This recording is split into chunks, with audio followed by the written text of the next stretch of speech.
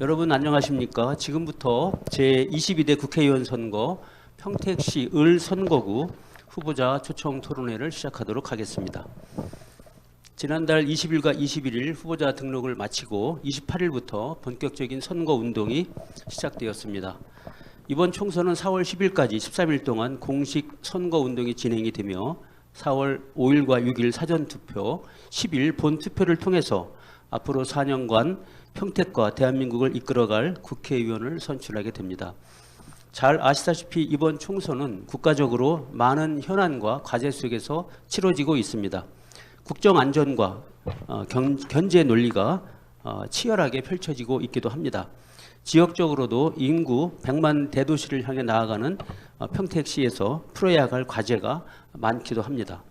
오늘의 후보자 초청 토론회는 평택 지역신문협의회와 평택시 기자단 등 두 언론단체가 유권자의 후보 선택에 도움을 드리고자 마련했습니다.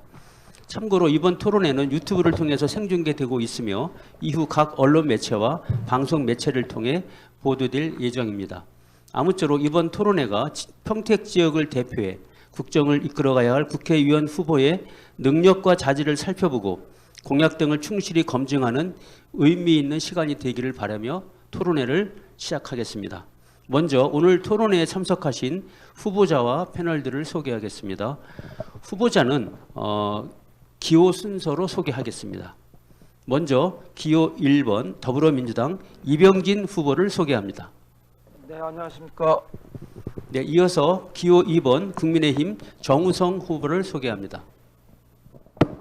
네. 안녕하십니까. 정우성입니다. 네. 두 분 소개를 마쳤고요. 이어서 패널을 소개하겠습니다. 패널로는 토론회를 주관한 평택 지역신문협의회 소속 두 분과 평택시 기자단 소속 한 분 등 세 분이 함께 해주고 계십니다. 참고로 토론회의 공정성과 객관성을 위해서 두 주간 언론단체가 여러 차례 사전 회의를 통해서 진행 방식을 결정하고 질문 내용 등을 취합했다는 말씀을 드립니다. 순서에 따라서 평택 자치신문 서민호 대표를 소개합니다. 네, 이어서 평택 시사신문 박성복 사장을 소개합니다. 네, 뉴시스 경기남부 본부 정승환 기자를 소개합니다.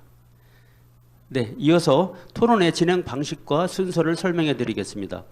오늘 토론회는 먼저 두 분 후보자의 기조 발언, 사회자 공통 질의, 패널 질의, 단답형 OX 질의응답, 후보자 간의 상호 토론, 후보자의 마무리 발언 등의 순으로 진행될 예정이며 총 소요 시간은 약 100분 정도 예상하고 있습니다. 아무쪼록 이번 토론회가 유권자의 판단에 좋은 기회가 되기를 바라면서 본격적인 토론을 시작하겠습니다. 먼저 후보자의 기조 발언 순서입니다. 기조 발언은 후보자당 2분씩을 드립니다. 2분씩을 드리고 순서는 사전 추첨에 따라서 국민의힘 정우성 후보가 먼저 기조 발언을 해주시고 이어서 더불어민주당 이병진 후보 순서로 진행됩니다. 후보자께서는 시간을 잘 맞춰 주시기를 당부드립니다. 30초 전에 팻말을 한번 이렇게 올려주고요. 그리고 10초 전에 다시 한번 팻말을 올려줍니다. 그리고 시간이 끝나면 팻말 없이 바로 종을 치게 됩니다. 가능하면 종을 치시기 전에 발언을 잘 맞춰주시기를 부탁드리겠습니다. 자, 그러면 먼저 국민의힘 정우성 후보의 기조 발언 2분입니다. 기조 발언을 듣도록 하겠습니다. 말씀해 주시죠. 존경하는 평택시민 여러분, 안녕하십니까. 기호 2번 국민의힘 평택시 을 후보 정우성입니다.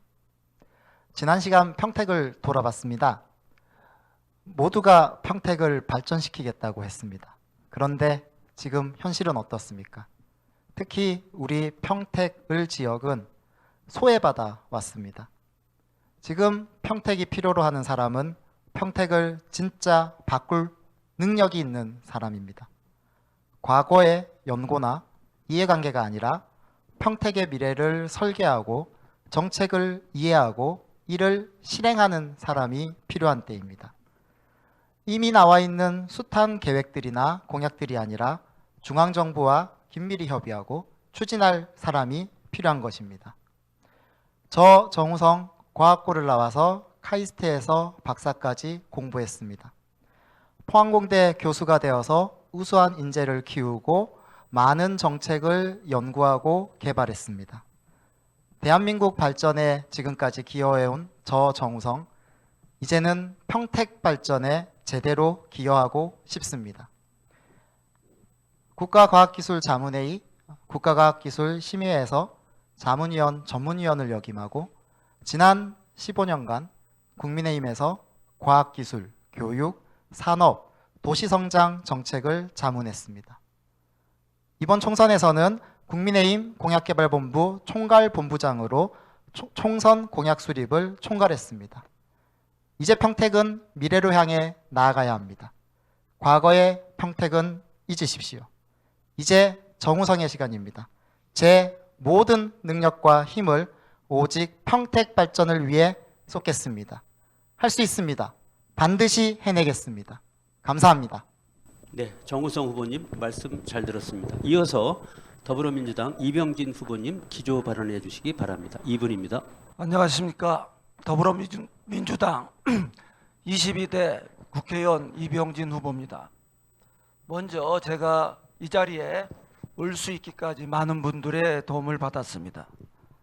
제가 민주당의 전략 공천을 받았기 때문에 상처받으실 많은 예비 후보분들과 그 지지자들, 그럼에도 선당후사의 마음으로 저를 지지해 주신 분들께 감사의 말씀을 드립니다. 또 평택의 민주당 당원분들과 보이지 않는 곳에서 저를 도와주시고 성원해 주신 평택 시민 여러분께 진심으로 감사의 인사를 드립니다. 저는 평택에서 태어나 국가유공자 자녀이며 개성초등학교, 청담중학교, 평택고등학교를 졸업하고 한국외국어대학교에서 학사와 석사를 마친 후 1993년 북경으로 유학해 북경대학에서 법학 박사학위를 받았습니다. 가기 전 보병 제22사단 GOP 부대에서 유엔 깃발이 나부끼는 최전방에서 근무했습니다. 유학 후 평택에 돌아와 평택대 교수로 재직했습니다. 20여 년 전 민주당으로 영입이 돼 현재 민주당 외교안보 특보를 맡고 있고 외교안보 통상 분야에서 정책 제안을 하고 있습니다. 고향 평택을 가장 잘 아는 사람으로서 평택 발전의 꿈을 이루고자 출마했습니다. 많이 부족하고 미력한 사람입니다. 그러나 우리 평택 시민들께 이번 국회의원 선거에서 저에게 기회를 주신다면 평택 발전과 대한민국 국익을 위해 최선을 다하겠습니다. 감사합니다. 네, 두 분 후보님의 기조 발언을 들었습니다. 두 분 후보님께서 유세 또 얼마나 바쁘시겠습니까? 목도 많이 쉬셨는데 좀 양해를 부탁드리겠습니다.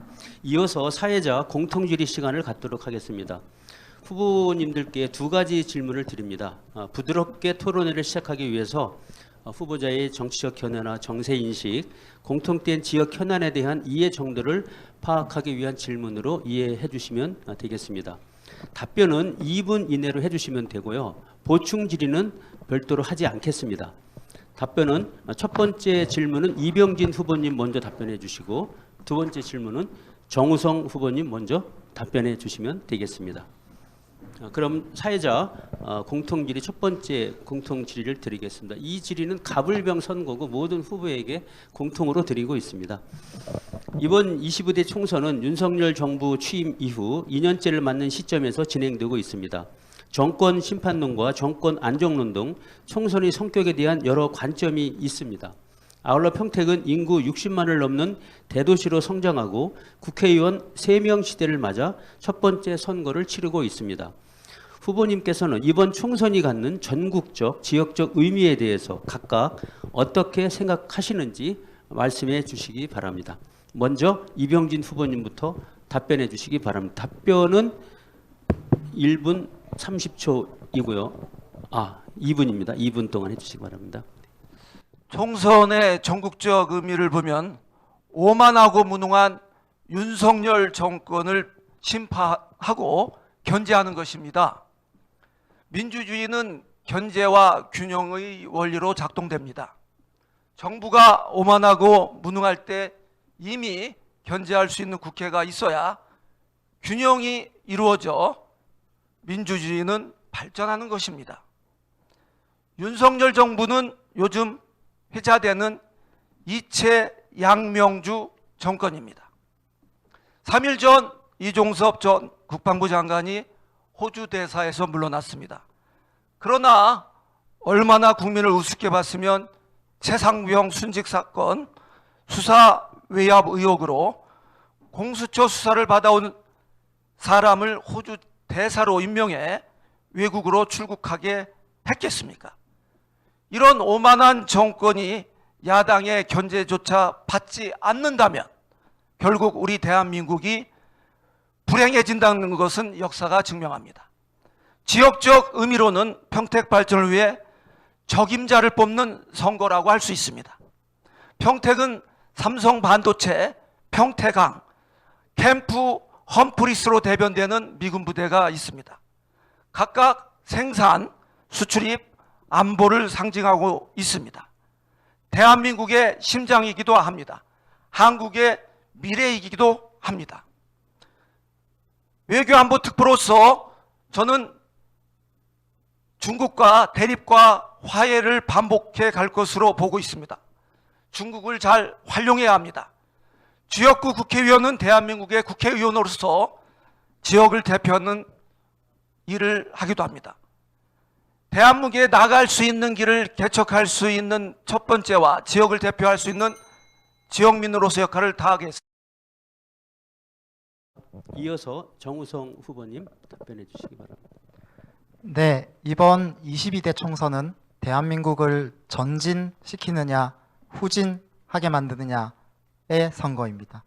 그리고 우리 평택의 새로운 미래를 열 수 있는 선거입니다.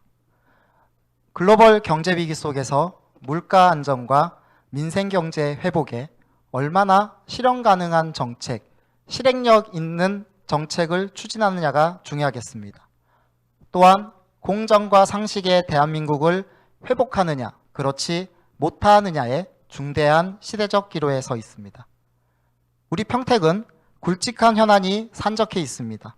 그래서 얼마나 추진력이 있고 조속히 이를 완성할 수 있는 후보인지를 판단해야 하겠습니다. 정부와 함께 원팀으로 현안을 해결할 수 있는 힘이 있고 또한 검증된 후보가 누구인지 생각해 주시기 바랍니다. 다른 점도 있습니다. 우리 평택을 위해 누가 청렴하고 정직하고 이해관계가 얽혀있지 않은 후보인지를 생각해 주십시오. 우리 평택은 그동안 해결되지 못한 문제가 많이 있습니다.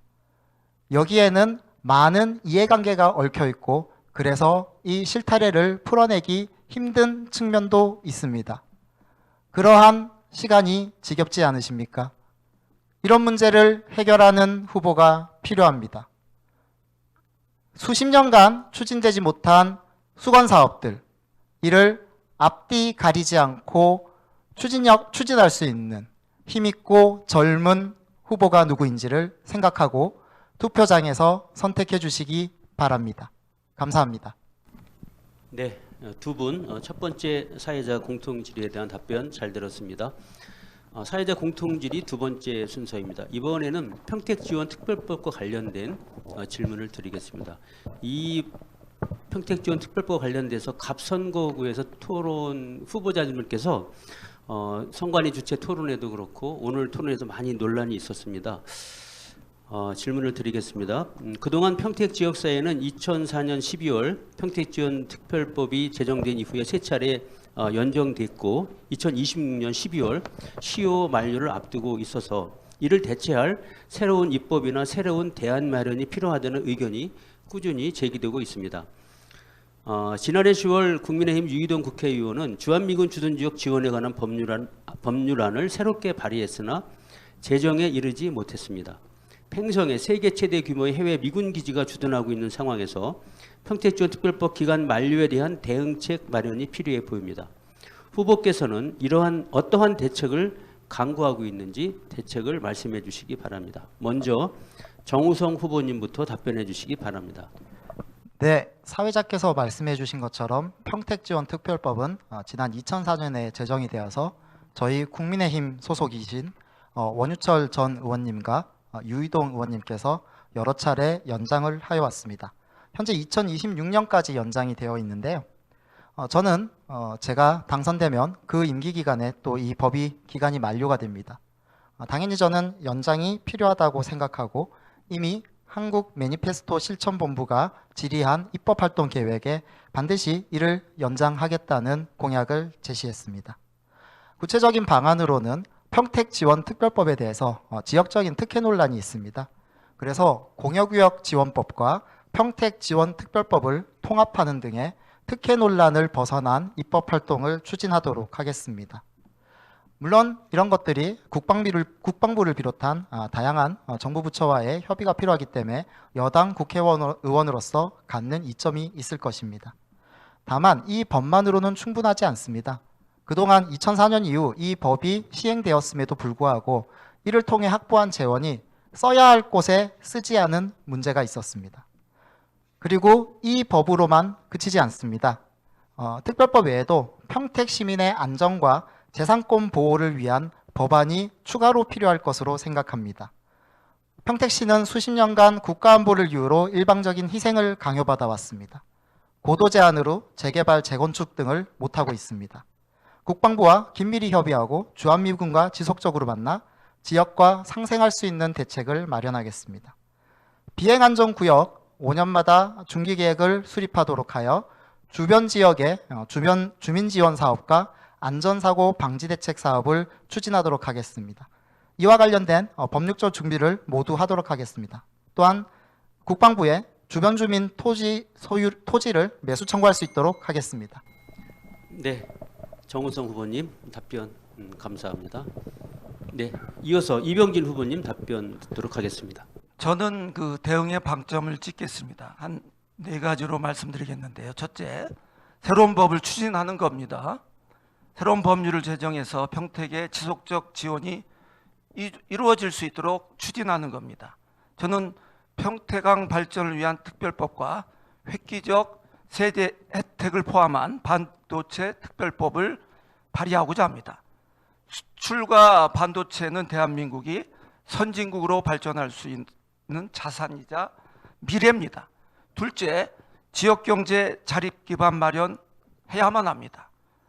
법의 만료에 대비해서 지역경제의 자립성을 강화하는 장기적인 계획을 수립합니다.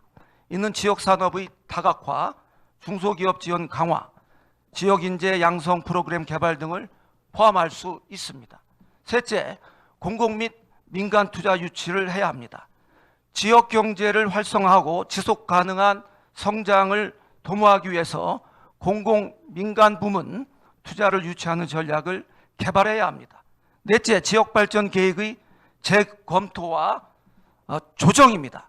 지역 발전 계획을 재검토하고 현 상황에 맞게 조정해 법이 만료된 이후에도 지역 발전이 지속될 수 있도록 해야 합니다. 이 과정에서 지역 주민, 기업, 정부 등 다양한 이해관계자의 의견을 수렴하는 것이 중요합니다. 마지막으로 사회적 합의와 협력 강화입니다. 지역 사회, 정부, 기업 등 다양한 이해관계자 간의 사회적 합의를 이끌어내고 협력을 강화해 지속 가능한 발전 전략을 수립하고 실행하는 데 필요한 지지를 확보할 필요가 있습니다. 네, 이병기 후보님 말씀 잘 들었습니다. 평택지원특별법 기간 만료에 대한 대응에 대한 두 후보의 말씀을 들었습니다. 정우성 후보님께서 구체적인 대안까지 말씀해 주셨는데 이병기 후보님께서는 직접적인 언급보다는 포괄적인 새로운 어떤 방향성에 대한 언급을 한 것으로 이해를 했습니다. 예, 보충 질의는 생략을 하고요. 혹시 패널 질의나 이어지는 상황에서 필요하면 보충 질의가 나올 수도 있다는 말씀을 드리겠습니다. 이상으로 사회자 공통 질의를 마치고 이어서 패널 질의 시간을 갖도록 하겠습니다. 패널 질의는 세 분의 패널이 돌아가면서 질문을 하게 되고 각 패널당 2번의 질문을 하게 되며 후보자님들께서는 총 6개의 질문에 차례로 답해 주시기 바랍니다. 참고로 이 질의는 사전에 요점만 후보자 측에 공개됐다는 점을 미리 말씀드립니다. 질문은 패널께서 30초 이내에 해주시고 답변은 1분 30초 이내로 해주시기 바랍니다. 필요시 추가 질의는 20초 이내에 해주시고 답변은 추가 질의에 대한 답변은 40초 이내에 해주시기 바랍니다. 패널과 후보님들께서는 시간을 잘 지켜주시기 바라면서 질의를 진행하도록 하겠습니다. 질의는 순서에 따라서 평택자치신문 서민호 대표님께서 먼저 해주시고요. 답변 순서는 이병진 후보님께서 먼저 답변해 주시고 이어서 정우성 후보 순으로 진행됩니다. 이후 답변 순서는 교대로 진행하게 되고 질문은 서민호 대표님에 이어서 박성복 사장님, 정승환 기자님 순으로 진행됩니다. 그럼 패널 질의 첫 번째 서민호 대표님 질문해 주시기 바랍니다. 먼저 바쁘신 일정 가운데서도 토론에 참석해 주신 두 분 후보님께 감사드립니다. 질의하겠습니다. 해양물류 인재 육성을 위한 해양대학교 신설 및 유치에 대해서 질의하겠습니다. 두 후보께서는 해양물류산업 인재 육성을 위해 평택항이 소재한 서부권역의 국립평택해양대학교 신설과 한국해양대학교 유치를 각각 공약하셨습니다. 이 대학의 유치 가능성과 유치될 경우에 파급 효과에 대해 말씀해 주십시오. 네, 이제 대학도 인문학이라든지 사회학보다 특수목적 대학으로 가야 할 것입니다. 해양을 지배한 나라가 세계를 지배했습니다. 꼭 군사 분야로서의 해양뿐이 아닙니다. 업적 측면에서도 해양 강국의 길을 걸어야만 합니다. 무역으로 먹고 사는 대한민국에 있어서 너무나 중요한 문제입니다. 그래서 평택에 국립해양대학교를 설립해 해양강국의 바탕이 되는 인재를 육성하고 이 학생들이 우리나라 선사뿐만 아니라 양질의 외국 선사에 취업할 수 있도록 해야 합니다. 전략적 위치도 중요합니다. 해양대학교의 성공은 위치에 크게 좌우됩니다. 주요 항구 도시나 해양 물류 중심지 근처에 대책을 설립해 대학을 설립해 학생들이 현장 실습과 취업 기회를 쉽게 얻을 수 있도록 해야 합니다.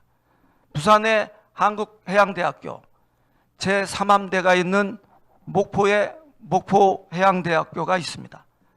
제2함대가 있는 평택에 국립평택해양대학교를 신설할 필요가 있습니다. 네, 이어서 정우성 후보님 답변해 주시기 바랍니다. 2분입니다. 예, 1분 30초입니다. 네, 필요성에 관해서는 이 후보님이 잘 설명해 주신 것 같습니다. 저는 조금 더 구체적인 방안에 대한 고민을 말씀드리겠습니다. 해양대 신설 필요합니다. 다만 지금 현재 존재하는 한국해양대 등은 국립대입니다. 국립대는 공무원 정원을 비롯한 많은 예산상의 규제 때문에 신설이 상당히 어려움이 있습니다.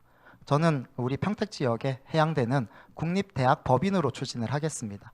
국립대학 법인은 재정이나 운영의 독립성을 가지며 지금까지 인천대, 울산과기대 등이 기존의 국립대 신설의 어려움을 뚫고 신설하여 혹은 확장하여 성공리에 운영되고 있습니다. 그래서 국립대학 법인 평택해양대학교 설립 추진에 관한 법률을 제정하여 이를 바로 시행하도록 하겠습니다. 또한 저는 해양대만으로 충분하지 않다고 생각하고 있습니다. 고급 연구기능과 고급 해양물류 산업과 관련된 석박사 인력 양성이 필요하다고 생각합니다. 이는 해양과학기술원 분원이나 분소 등의 설립으로 진행을 하겠습니다. 이는 최근에 출연연법이 개정이 되고 이 출연연법에 이 분소나 분원들이 신설되는 가능성이 굉장히 상승했습니다. 그래서 관련 부처인 과기정통부 해양수산부뿐 아니라 기재부 등의 협의를 통해서 분원 분소 설립이 가능하게 되었습니다. 이를 통해 곧바로 실질적인 기관들의 설립을 추진하겠습니다. 네, 두 분 답변 잘 들었습니다. 서민호 대표님 추가 질의 해주시죠. 예, 말씀 잘 들었고요. 그 이외에도 지금 서부 권역은 남부 권역이나 북부 권역에 대해서 그 교육 인프라가 상당히 부족한 실정인데요. 그 서부 권역 교육 인프라 확충을 위한 공약 또는 방안이 있으면 말씀해 주십시오. 추가 질의 답변은 40초는 간단하게 답변해 주시면 감사하겠습니다. 이병진 후보님 먼저 답변해 주시죠. 어쩌면은 그 이제 재원 확보가 가장 큰 문제일 겁니다. 인천에 이제 송도 경제 자유구역이 있고 연세대학교에 무상으로 이제 제공을 했습니다. 그 구역에서 1년 동안 1학년생들은 다 송도에서 학습을 받습니다. 바로 우리 54만 평, 600만 평 중에서 54만 평이 우리 자체적으로 이종 지역이기 때문에 개발이 가능한 걸로 알고 있습니다. 그래서 바로 친수적으로도 대학도 설립이 가능하고 그 다음에 그 교육이 네, 말씀 잘 들었고요. 네, 정우성 후보님 추가 답변. 예, 지역을 조금 나누어서 설명을 드리겠습니다. 고덕 지역은 지금 관심이 국제고나 자사고 등에 관심이 많습니다. 제가 마침 교육부에 국제고 설립 심의 운영에 관한 위원회 위원으로 있습니다. 이 경험을 바탕으로 국제고 설립을 추진하고 삼성 자사고 같은 경우에는 바쁜 선거 일정이지만 바로바로 추진할 수 있도록 지난주에 삼성의 담당 임원을 본사에 가서 만나고 왔습니다. 바로바로 시행하도록 하겠습니다. 그리고 읍면 지역은 특히 내년부터 고교 학점제가 시행이 됩니다. 읍면 지역의 작은 학교들이 좀 소외받기 쉬운데요. 많은 특성화 교육을 통해서 이를 보완하는 방안을 추진하겠습니다. 네, 첫 번째 패널 질의 시간을 마치겠습니다. 이어서 두 번째 패널 질의 시간을 갖겠습니다. 질의는 평택시사신문 박성복 사장께서 해주시고요. 답변은 정우성 후보님 먼저 하고 이어서 이병진 후보 해주시기 바랍니다. 그럼 박성복 사장님 질문해 주시죠. 예, 평택 항만 관련 질문인데 조금 내용이 좀 다릅니다. 국가 항만 정책과 지역 경제 활성화와 관련된 질의를 드리겠습니다. 평택은 우리나라 5대 국제 무역항을 가진 도시라는 자부심을 갖고 있습니다. 자동차 수출입은 국내 항만 가운데 가장 큰 규모가 된 지 오래이며 최근 해외 직구가 활성화되면서 우리나라 전자상거래의 절반가량이 평택항으로 교역이 이루어지고 있는 실정입니다. 문제는 평택항 세수는 국세가 절대적인 반면 항만 활성화를 돕는 공공서비스는 평택시 재원으로 감당하고 있습니다. 후보자께서는 이 같은 불합리한 세수 구조를 바꾸고 지역경제도 함께 활성화할 수 있는 정책 방안이 있는지 말씀해 주시기 바랍니다. 개발 정책이나 방향보다는 지역경제 활성화 중심의 정책 방안으로 답변 부탁드리겠습니다. 네, 정우성 후보님 먼저 답변해 주시죠. 네, 재정 문제부터 말씀드리겠습니다. 보통 질문하신 것처럼 국비와 지방비의 구조가 나눠서 저렇게 되죠. 근데 평택항은 우리나라의 3대 항만으로 추진이 되었음에도 불구하고 충분한 인프라가 아직 갖춰지지 못한 상황입니다. 그래서 국비와 지방비가 기존의 구조대로 진행이 되었을 때 제대로 개발되지 않는 문제가 있습니다. 따라서 저는 이거를 국비를 더 확보하는 방안들을 여러 가지를 고민해야 합니다.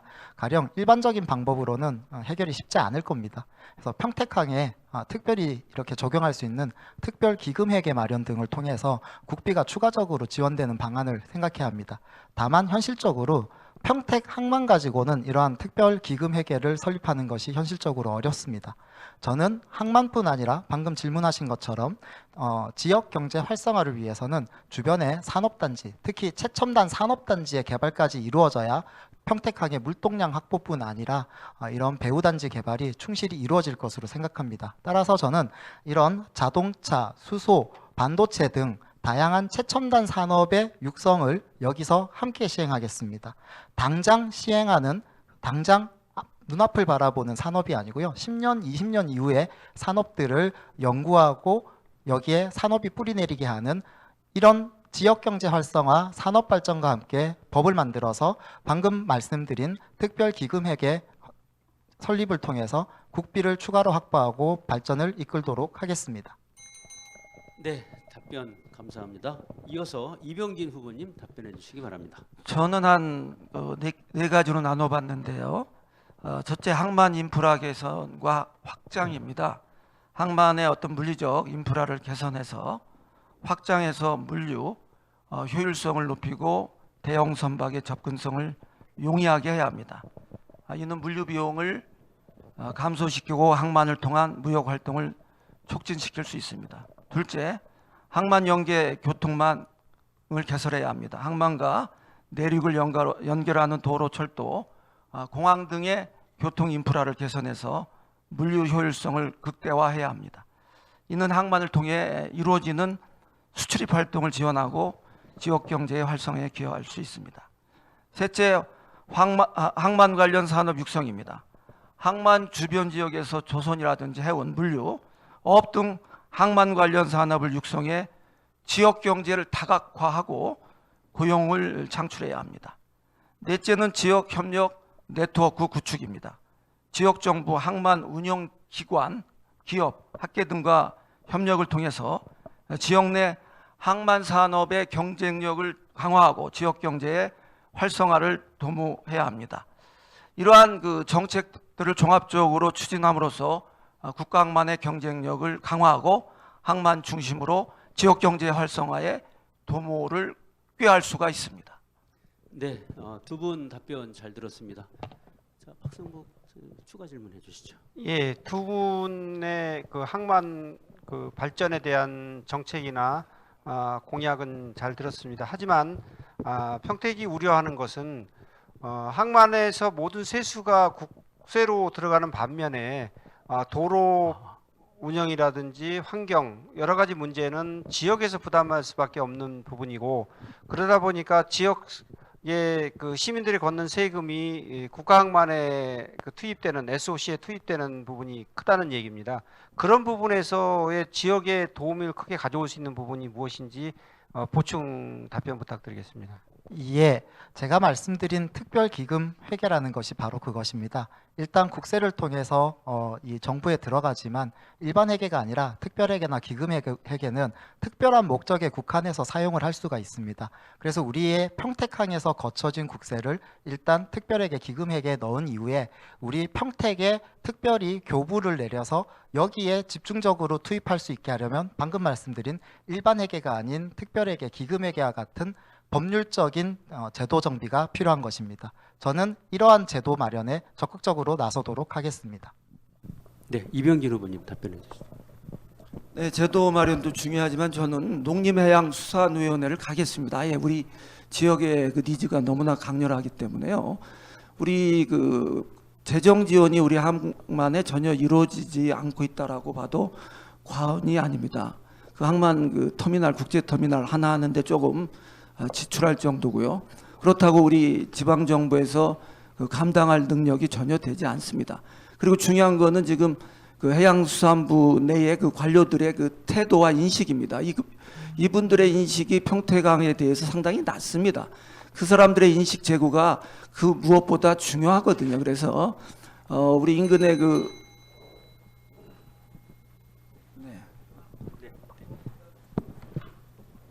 네, 하시고 싶은 말씀은 많겠지만 주어진 시간이 있기 때문에 그 시간에 맞춰서 답변을 해주시면 고맙겠습니다.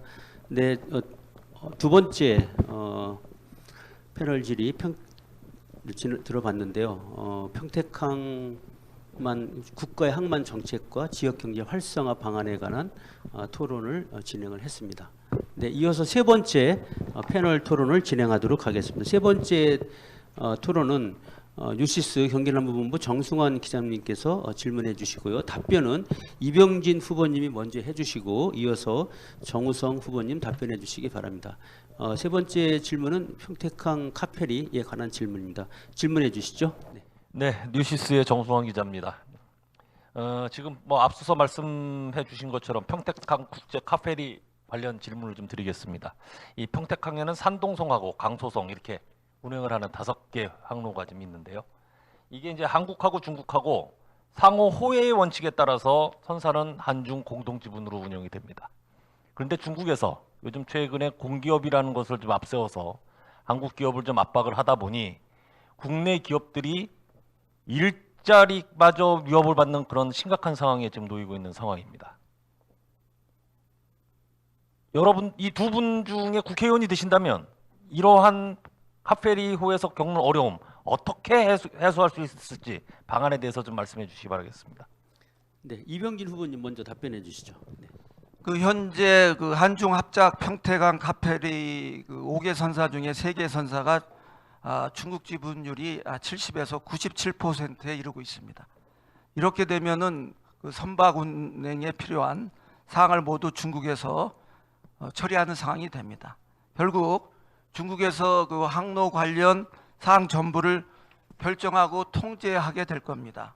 평택항은 한마디로 속빈강정으로 전락될 것이라는 우려가 생기는 것도 무리가 아닙니다. 원래 한중 해운 회담이라는 것은 한국과 중국이 지분을 50대 50으로 참여하는 한중 합자회사가 원칙이었습니다. 그러나 이후에 사업권을 매각한다든지 중지가 이루어져서 중국 측 지분이 늘어난 결과 여기까지 오게 된 겁니다. 따라서 한중 해운회담에서 원칙대로 지분을 50대 50으로 돌려야 한다는 것이 시민단체들의 요구이기도 합니다. 저는 그 민주당의 외교안보특보로서 또 중국 전문가로서 이러한 일을 해결하는 데 앞장설 것입니다. 50대 50이 된 이후에는 운영 과정의 투명성을 높이기 위해 양국 기업 간의 공동운영위원회를 구성할 필요가 있습니다. 네, 답변 잘 들었고요. 예, 이어서 정우성 후보님 답변해 주시기 바랍니다. 예, 말씀하신 것에 조금 더 보충을 하고자 합니다. 저는 정책 추진의 시작은 통계에 있다고 생각을 합니다. 그래서 속히 전수조사, 현황에 대한 확대 정밀 전수조사가 가장 먼저 이루어져야 된다고 생각을 하고요. 생각보다 많은 부분에서 중국과의 이 무역이나 여러 가지 관계에서 조금 불공정한 측면이 나옵니다. 왜냐하면 중국은 모든 기업이 사실상 정부 소유 공기업이기 때문에 결국은 처음에 설립할 때는 모르겠지만 운영하는 동안 공공 쪽에서 중국의 공공과 한국의 민간이 이렇게 같이 협의를 하다 보면 우리가 좀 불리한 부분에 많이 쌓이게 됩니다. 특히 큰 회사들, 국가적인 관심을 갖는 회사들은 모르겠으나 우리 이렇게 카페리 같은 좀 규모가 작아지면 외면을 많이 받게 됩니다. 이런 것에 의해서 이렇게 불합리한 점이 생기고 있는데요. 결국 저는 현실적으로는 정부가 조금은 나서줘야 합니다. 물론 정부가 대놓고 나서는 경우에는 우리는 자유민주주의 국가, 자유무역을 추구하는 국가이기 때문에 국가의 불공정한 개입이 됩니다. 이를 해결할 수 있는 건 공정위원회 혹은 통상교섭본부 등에서 대체로 이런 일을 해주는데 이 공정성으로 들어갈 수도 있습니다. 혹은 표준약관을 제정을 하고 이것이 제대로 지켜지는지를 계속 감시를 하면서 공공이 우리나라가 이런 공공 민간 간의 거래에 개입할 수 있습니다. 이런 방안을 강구하도록 하겠습니다. 네, 정우성 후보님 답변 잘 들었고요. 네, 추가 질문. 그러면 뭐 잠시 추가 질문 좀 드리겠습니다. 지금 그 이 두 후보께서 말씀해 주신 거는 앞으로의 문제고요. 지금 현재 어려움을 겪고 있는 이 선사들을 위해서 뭔가 좀 지원해 줄 수 있는 것이 있다면 어떤 것들이 좀 있을까요? 네, 이병기 후보님 먼저 40초 이내입니다. 그 뭐니 해도 재정 지원인데요. 이게 상당히 어려움이 있습니다. 그러나 제가 선택이 된다면 농림해양수산위원회에 가서 말이죠. 특별회계 교부금을 받아낼 수 있도록 하겠습니다. 그리고 공동위원회를 조속히 가동시켜서 그 어려움을 해소할 수 있는 방안들을 같이 묘안들을 짜내겠습니다. 관건은 그 의원이 된 후에 말로 하는 것이 아니고 행동이라고 생각합니다. 제가 이 지역의 그 가장 중요한 부분 중에 하나이기 때문에 먼저 몸소 나서겠습니다. 네, 정우성 후보님. 네, 저는 조금 다른 생각을 가지고 있습니다. 이 부분에 긴급하게 정부 교부금이 들어갈 경우에는 우리 정부가 자유무역에 개입하는 꼴이 됩니다. 그래서 다른 국가와 자유무역 협정 FTA 등의 많은 문제가 생기게 됩니다. 주로 이럴 때는 정책자금이 산업은행이나 수출입은행 등을 통해서 긴급자금이 투입이 됩니다. 그리고 이런 산업은행이나 수출입은행은 국회 상임위도 정무위원회 소속입니다. 사실은 평택항과 관련된 위원회가 다른 위원회가 대단히 많습니다. 가령 아까 재정 같은 경우는 기재위거든요. 그런 다양한 금융 방안을 써서 이 문제를 해결하도록 하겠습니다. 네, 두 분 말씀 잘 들었습니다. 네, 이상으로 패널 질의 첫 번째 라운드 세 분의 질문을 들었습니다. 이어서 다시 세 분의 추가 질문을 듣는 순서를 갖도록 하겠습니다. 먼저 첫 번째 순서로 서민호 자치신문 대표님께서 질문해 주시겠는데요. 서민호 대표님께서는 후보자님들의 공약에 대한 개별적 질문을 준비했습니다. 먼저 정우성 후보님의 공약에 대한 질문을 먼저 드리고 이어서 이병진 후보님의 공약에 대한 질문을 드리도록 하겠습니다. 뭐 질문해 주시죠. 예, 두 분 후보님께서는요 개발 공약을 많이 발표하셨는데요. 그 가운데서 쉽지 않을 것으로 보이는 공약에 대해 질문하겠습니다. 정우성 후보님께 먼저 질의하겠습니다. 후보님께서는 평택고 관광단지 개발 사업 조기 완성 및 완성과 함께 대형 리조트, 워터파크, 해양 레포츠, 컨벤션 센터 등 민간 유치를 지원한다고 공약하셨는데요. 문제는 지금 1977년 평택고 관광단지가 국민관광단지로 지정된 이후에 2009년 확대 지정됐지만 지금까지 뭐 개발 사업은 거의 전무하다시피 한데요. 이렇게 쉽지 않은데요. 어떤 방식으로 민간 유치를 지원해 갈 것인지 말씀해 주십시오. 예, 제가 힘 있는 여당 실천 가능한 정책 공약이라고 말씀을 드렸습니다. 사실 몇 년 전에 가령 제가 4년 전 총선이었으면 이 공약을 내지 않았을 겁니다. 왜냐하면 최근에 평택호 관광단지를 다시 추진할 수 있는 여러 주변 환경이 그래도 조금 정리가 됐습니다. 4년 전만 해도 그 주변 주민들에게 보상이 마무리되지 않았었는데요. 지금은 거의 마무리되고 일부 상가 지역에 대한 보상 절차만이 남아 있어서 조만간 이 보상 절차가 마무리돼서 새로운 개발 사업, 민간 유치를 할 수 있는 준비가 완료되었다는 판단이 서서 이 공약을 제시하였습니다. 결국 민간 유치가 필요합니다. 근데 민간 유치를 위해서는 세금 감면이나 여러 가지 인프라 지원과 같은 재정적인 인센티브가 필수입니다. 이를 적극적으로 해결하겠습니다. 기재부에서 국비를 확보할 수 있는 방안도 있겠습니다만 지방채라든지 이런 채권 발행을 통해서 재정을 마련하는 방안도 있습니다. 지방채는 지방정부가 발행하는 것 같지만 기재부에서 이 지방채에 대한 한도를 높여줘야만 가능합니다. 이러한 적극적이고 다양한 방안을 많이 고민하겠습니다. 또한 관광단지는 항만 배후단지도 연결이 되어서 함께 추진되어야 합니다. 단지 관광단지만으로는 개발에 대한 수익성이라든지 다양한 어려움이 있을 것입니다. 그래서 배후단지 역시 중앙정부와 함께 빨리 힘있게 추진하도록 하겠습니다.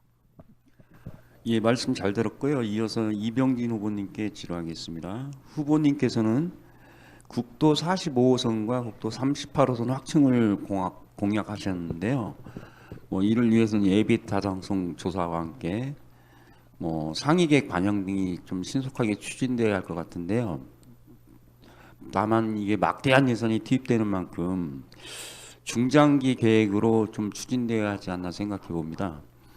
후보님께서는 이 국도 확충을 어떻게 추진해 나갈 것인지 좀 계획을 말씀해 주십시오. 먼저 국도 45번에 관련해서는 신궁교차로에서 추팔 공단 약 1.5km 6차선으로 확장하는 공사를 빨리 진행해야만 합니다. 남평택 지역과 팽성 미군기지를 연결하는 주요 도로의 교통 정체를 해소하기 위한 것입니다. 얼마 전 기사를 보게 되면은 국토부는 반도체 도로를 위해서 2030년까지 국도 45번을 8차선으로 확장시키기로 했습니다. 그것이 고덕의 삼성 반도체까지 혜택을 볼 수 있도록 잘 챙기겠습니다. 그리고 45번 국도는 서부 쪽으로 확장돼야 합니다. 국도 38번은 평택시 서부 지역과 동부 지역을 연결하는 유일한 간선 도로망입니다. 그러나 인근 지역의 도시 개발 등으로 인해서 교통량이 증가해 가지고 상습적인 지정체 현상이 일어나고 있습니다. 38번 국도 확장 공사는 제5차 국도 국지도 건설 5개년 계획에 따라서 오성 IC 동쪽으로 신대동까지 6차선으로 확장 공사를 하고 있습니다. 그러나 오성 IC에서 서쪽으로 항만 배후단지를 따라서 남쪽으로 내려가는 곳은 아직 확장 공사가 진행되지 못하고 있습니다. 여기도 빨리 6차선으로 확장하겠습니다. 네, 특별히 추가 질문은 하지 않겠다는 말씀입니다. 서민호 대표님께서 두 분 후보님에 대한 개별 질의를 공약에 관련된 개별 질의를 진행했습니다. 네, 이어서 5번째 패널 질의입니다. 질의는 평택시사신문 박성복 사장님께서 해주시겠고요. 답변은 이병진 후보님 먼저 답변해 주시고 이어서 정우성 후보님 답변해 주시기 바랍니다. 질문은 평택시 인구 증가에 따른 성장과 개발 방향에 관한 질문입니다. 질문해 주시죠. 네, 평택시사신문의 박성복입니다. 평택시 인구 증가에 따른 성장과 개발 방향에 대해서 질의드리겠습니다. 평택시 인구는 2024년 3월 말 현재 63만 5천여 명에 달합니다. 또 100만 특례시를 지향하고 있습니다. 하지만 계속되는 신도시 개발과 산업단지 확대로 인해 교통난이 심각해지고 교육이나 문화, 복지시설도 인구 증가에 대응하지 못하고 있어 삶의 질이 떨어진다는 우려가 큽니다. 이처럼 개발과 성장 중심의 평택시 개발 방향에 대해 후보자들은 어떻게 생각하는지 말씀해 주시기 바라겠습니다. 네, 이병진 후보님 먼저 답변해 주시죠. 한 4가지로 나눌 수가 있습니다. 첫째, 도시 인프라 확충이 필요합니다. 인구 증가에 따라서 주거, 교통, 공공 서비스 등의 도시 기반 시설을 확충해야만 합니다. 새로운 주거 단지를 개발하고 도로와 대중교통 네트워크를 확장하고 공공시설 확충 등이 필요합니다. 둘째, 경제발전 전략 수립입니다. 지역 경제를 다각화하고 고용 기회를 창출하기 위해서 산업단지를 개발하고 기업을 유치하고 중소기업 지원 등의 전략을 수립해야만 합니다. 특히 평택항과 같은 지역 자원을 활용한 물류와 제조산업 강화에 주력할 수 있습니다. 셋째, 교육과 연구개발에 대한 투자입니다. 교육기관의 설립과 확장이라든지 연구개발센터를 설립을 통해서 인재를 육성하고 기술혁신을 촉진해야 합니다. 이는 장기적인 지역 발전과 지속 가능한 경제 성장을 위한 기반을 마련할 것입니다. 마지막으로 인구 증가와 개발 활동이 환경에 미치는 영향을 최소화하기 위해서 친환경 개발 정책을 수립하고 실행해야 합니다. 이를 위해서 녹색 건축이라든지 에너지 효율성 제고, 자원 재활용, 지속 가능한 자원 관리 등을 중점적으로 고려해야만 할 것입니다. 네, 말씀 잘 들었습니다. 네, 이어서 정우성 후보님 답변해 주시기 바랍니다.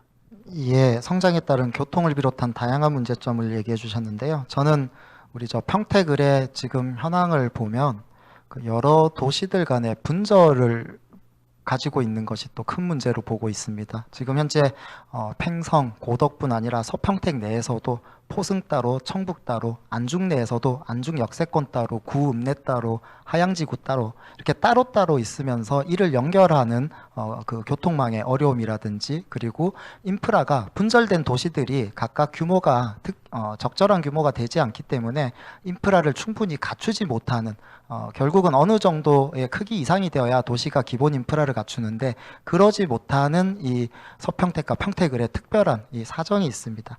이를 적극적으로 먼저 해결하는 것이 필요하다고 생각합니다. 다만 이러한 것은 평택시 내의 교통망이기 때문에 정부의 광역교통망 체계를 쓰지는 못합니다. 다만 우리 지역이 특수한 지역이기 때문에 아까 말씀드린 평택지원특별법이나 평택항과 배후단지 개발의 재원을 활용해서 저는 우선 이 분절된 지역들을 빨리빨리 연결시키면서 그 사이에 인프라를 구축을 해줍니다. 분절된 도시 사이에. 그래서 그 인프라를 공동 활용하는 방식으로 이 서평택, 평택을 지역을 고루 발전시키면서 이 인구를 증가시키는 방안을 고민하고 있습니다. 네, 말씀 잘 들었고요. 추가 질문해 주시죠. 예, 두 후보님 말씀 잘 들었습니다. 평택시가 향후 인구 계획은 갖고 있습니다만 우리 후보자님들께서 생각하시는 앞으로 10년 정도 후인 2035년경에 평택시의 적정 인구는 어느 정도라고 보시고 그 이유는 무엇입니까? 네, 답변은 40초고요. 이병진 후보님 먼저 답변해 주시죠. 평택시는 인구 배정을 받아야 되는데요. 제가 96만까지 일단은 배정을 받은 걸로 알고 있거든요. 거기에 맞도록 도시 디자인을 어떻게 하느냐가 중요하고 어느 정도의 기본 계획은 나와 있습니다. 저는 10년 후 한 2035년까지 적정 인구가 저는 100만이 되지 않겠나 그렇게 희망합니다. 그래서 국제 평화 특례시로 만드는 초석이 될 걸로 믿어집니다. 네, 정우성 후보님. 네, 저도 그 100만 도시에 대한 생각은 비슷합니다. 제가 예전에 도시 성장에 관한 정책을 연구하면서 데이터를 분석을 한 적이 있습니다. 그래서 세계 다양한 도시들을 분석을 하면서 어느 정도 도시가 기본적인 인프라를 갖추는 대도시가 되는 그 기점이 100만에서 110만 정도 된다는 논문을 여러 개 발표한 적이 있습니다. 그래서 이를 위해서 노력을 해야겠고요. 지금 현재 우리 평택의 60만 인구 분포를 보면 이 100만, 110만 이상으로 성장할 수 있는 인구를 담을 수 있는 지역은 평택을입니다. 제가 그래서 평택을 선택한 것이고요. 여기를 중심으로 100만, 110만의 평택을 만들어 가도록 하겠습니다. 네, 두 분 5번째 패널 질의에 대한 답변 잘 들었습니다. 2035년까지 인구를 질문했는데 두 분 다 100만이 넘는다고 답변을 하시네요. 뭐 평택시 도시 기본 계획은 한 87만? 이 정도 뭐 맥시멈이 그런 것 같은데 아무튼 대단히 평택의 미래 전망을 희망적으로 보시고 또 그만큼 또 열정적으로 또 하시겠다는 그런 말씀으로 이해를 했습니다. 이제 마지막 패널 질의의 마지막 6번째 순서입니다. 질의는 정승환 기자님께서 해주시고 답변은 정우성 후보님 먼저 해주시고 이어서 이병진 후보님 답변해 주시면 되겠습니다. 예, 질문해 주시죠. 네, 지금까지 나와 있었던 그 불균형 발전에 대한 질문을 다시 좀 드려야 될 것 같습니다. 이 아무래도 평택은 삼성 반도체를 중심으로 해서 고덕 신도시가 아주 급성장을 하고 있습니다. 반면에 을 지역은 뭐 이렇다 할 발전이 좀 많이 좀 저하가 되고 있고요. 두 후보님도 지금 지적을 해주셨습니다. 이 평택을 지역의 발전에는 꼭 평택항이 낍니다. 하지만 지금까지 평택항과 연계된 개발을 추진하겠다고 수많은 계획이 나왔지만 그렇게 뭐 현실적으로 그렇게 녹록지가 않은 그런 상황입니다. 뭐 여러 가지 말씀들을 좀 해주셨는데 평택을 지역이 이 고덕 신도시처럼 개발을 하려면 뭐 인프라도 많이 깔려야겠지만 그것보다도 무엇이 더 먼저 선행이 되면 좀 좋을 것 같은가요? 안 그러면 뭐 삼성 같은 기업이 들어와야 되는지 뭐 여기에 대해서 좀 말씀 좀 해주십시오. 네, 정우성 후보님 답변해 네. 주시죠. 평택을 지역의 지도를 놓고 보면 왼쪽에 평택항, 가운데 안중, 그리고 오른쪽에 고덕이 있습니다. 저는 이를 좀 연결을 시키고자 말씀을 드렸는데요. 아까 말씀드린 평택항 배후에 자동차나 환경, 수소, 차세대 한 10년, 20년 이후의 산업단지를 평택항과 안중 사이에 포승, 청북덕에 배치를 하고요. 안중은 안중역이 들어오면서 여기가 새로운 중심이 되고요. 고덕 지역은 반도체는 제가 다른 자리에서 몇 차례 말씀을 드렸는데 기존의 반도체 이상의 인공지능 반도체 시장으로 넘어간다면 다양한 스타트업과 새로운 반도체 연구 생태계가 들어와야 합니다.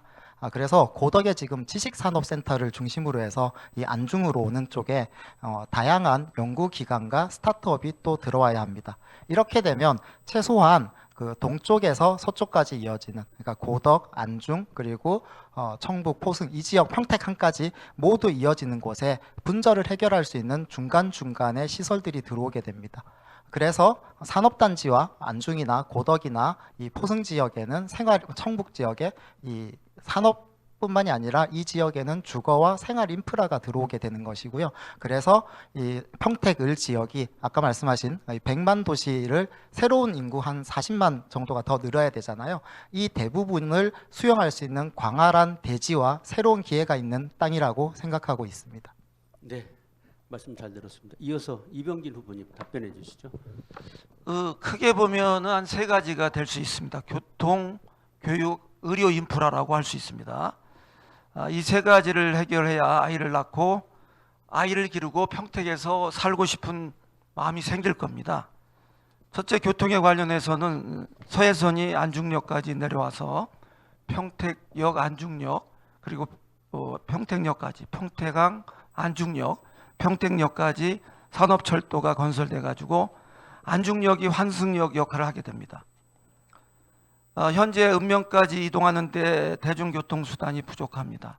거점 급행버스 체계를 구축하는 데 힘을 쏟겠습니다. 고덕동에서 지저야까지 중기적으로 버스 전용 차선이 있는 도로를 건설하는데 노력하겠습니다. 두 번째, 교육 문제입니다. 각 학생들의 그 환경은 사실 다 다릅니다. 그리고 가장 중요한 것은 교육 자원을 그래서 공평하게 분배하는 겁니다. 인구 삼성 엔지니어들이 평택에 정주하지 않는 이유가 있습니다. 바로 국제학교라든지 삼성고등학교 이런 것들이 들어올 수 있도록 지원하는 것도 또한 필요합니다. 세 번째, 이제 의료인데요. 서부에는 화양종합병원이라는 것이 들어와서 아이들 응급치료 체계가 갖춰질 예정입니다. 그러나 고덕동 쪽에는 빨리 인구를 유입시켜서 종합병원을 유치해야만 합니다.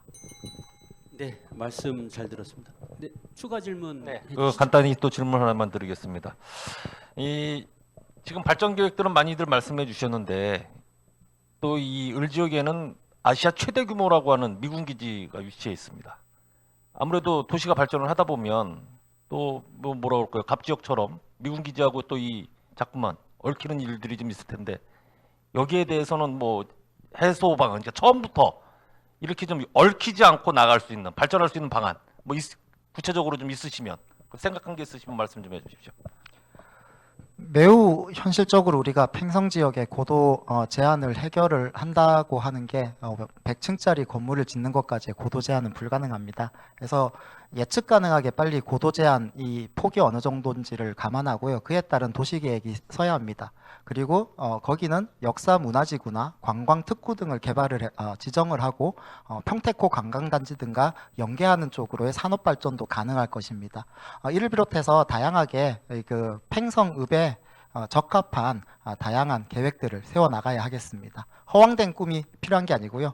당장 실행 가능한 현실적인 방안을 수립하겠습니다. 이병진 후보님. 네, 지금 미군 기지 중심으로 한 9.3km는 드론도 뜰 수 없는 그런 현실입니다. 고도 완화는 필연적인 과제이기도 하고요. 끊임없이 대화와 협상을 통해서 완화 쪽으로 가야 되는 것이 현실적인 방안이고요. 그것은 꼭 이뤄낼 수가 있습니다. 다행히 한 4,500세대가 들어서는 송화리 일대의 개발이 어느 정도 진척이 돼서 팽성도 34,000명 인구 시대를 다시 회복할 수 있는 그런 호기가 왔다고 저는 믿습니다. 가장 현실적인 방법은 일단 미군 측하고 어떤 형태로도 채널을 만들어서 협상을 해야 될 것입니다. 네, 말씀 잘 들었습니다.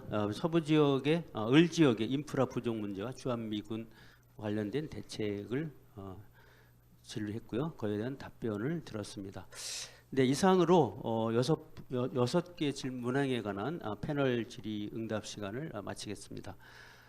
다음으로는 비교적 가볍게 지나가는 OX 질의응답 시간을 잠깐 동안 갖도록 하겠습니다. 질문은 총 7개입니다. 7개고요. 질의에 대해서 준비되어 있는 OX판으로 의견을 표시해 주시면 됩니다. 아까 말씀드렸듯이 OX 혹은 세모도 있을 수 있는데 세모인 경우에는 51%만 되면 X노든 표시해 주시고 이유를 말씀해 주시고요. 예, 질의는 제 시간 관계상 사회자인 제가 드리도록 하겠습니다. 먼저 첫 번째 질문입니다. 정치 개혁에 관한 문제인데요. 국회에 대한 국민들의 시선이 매우 따갑습니다. 특히 정치 개혁을 위해서는 국회의원의 불체포 특권 폐지가 필요하다는 의견이 많이 있습니다. 불체포 특권 폐지에 찬성한다면 O, 반대한다, 필요 없다면 X를 들어주시기 바랍니다. 하나, 둘, 셋. 네. 한 분은 찬성, 한 분은 반대네요. 네, 폐지에 찬성한 정우성 후보님 간단하게 이유를. 네, 이미 저희 국민의힘 모든 후보들은 정치 개혁을 위해서 국회의원의 불체포 특권을 포기한다는 그 서명을 하고 모두 후보로 출마하였습니다. 이 정치 개혁은 국민의힘이 반드시 달성하도록 하겠습니다. 이병길 후보께서는 X를 들어주셨네요. 네. 헌법에서 보장되고 있고요. 헌법을 개정해야 되고요.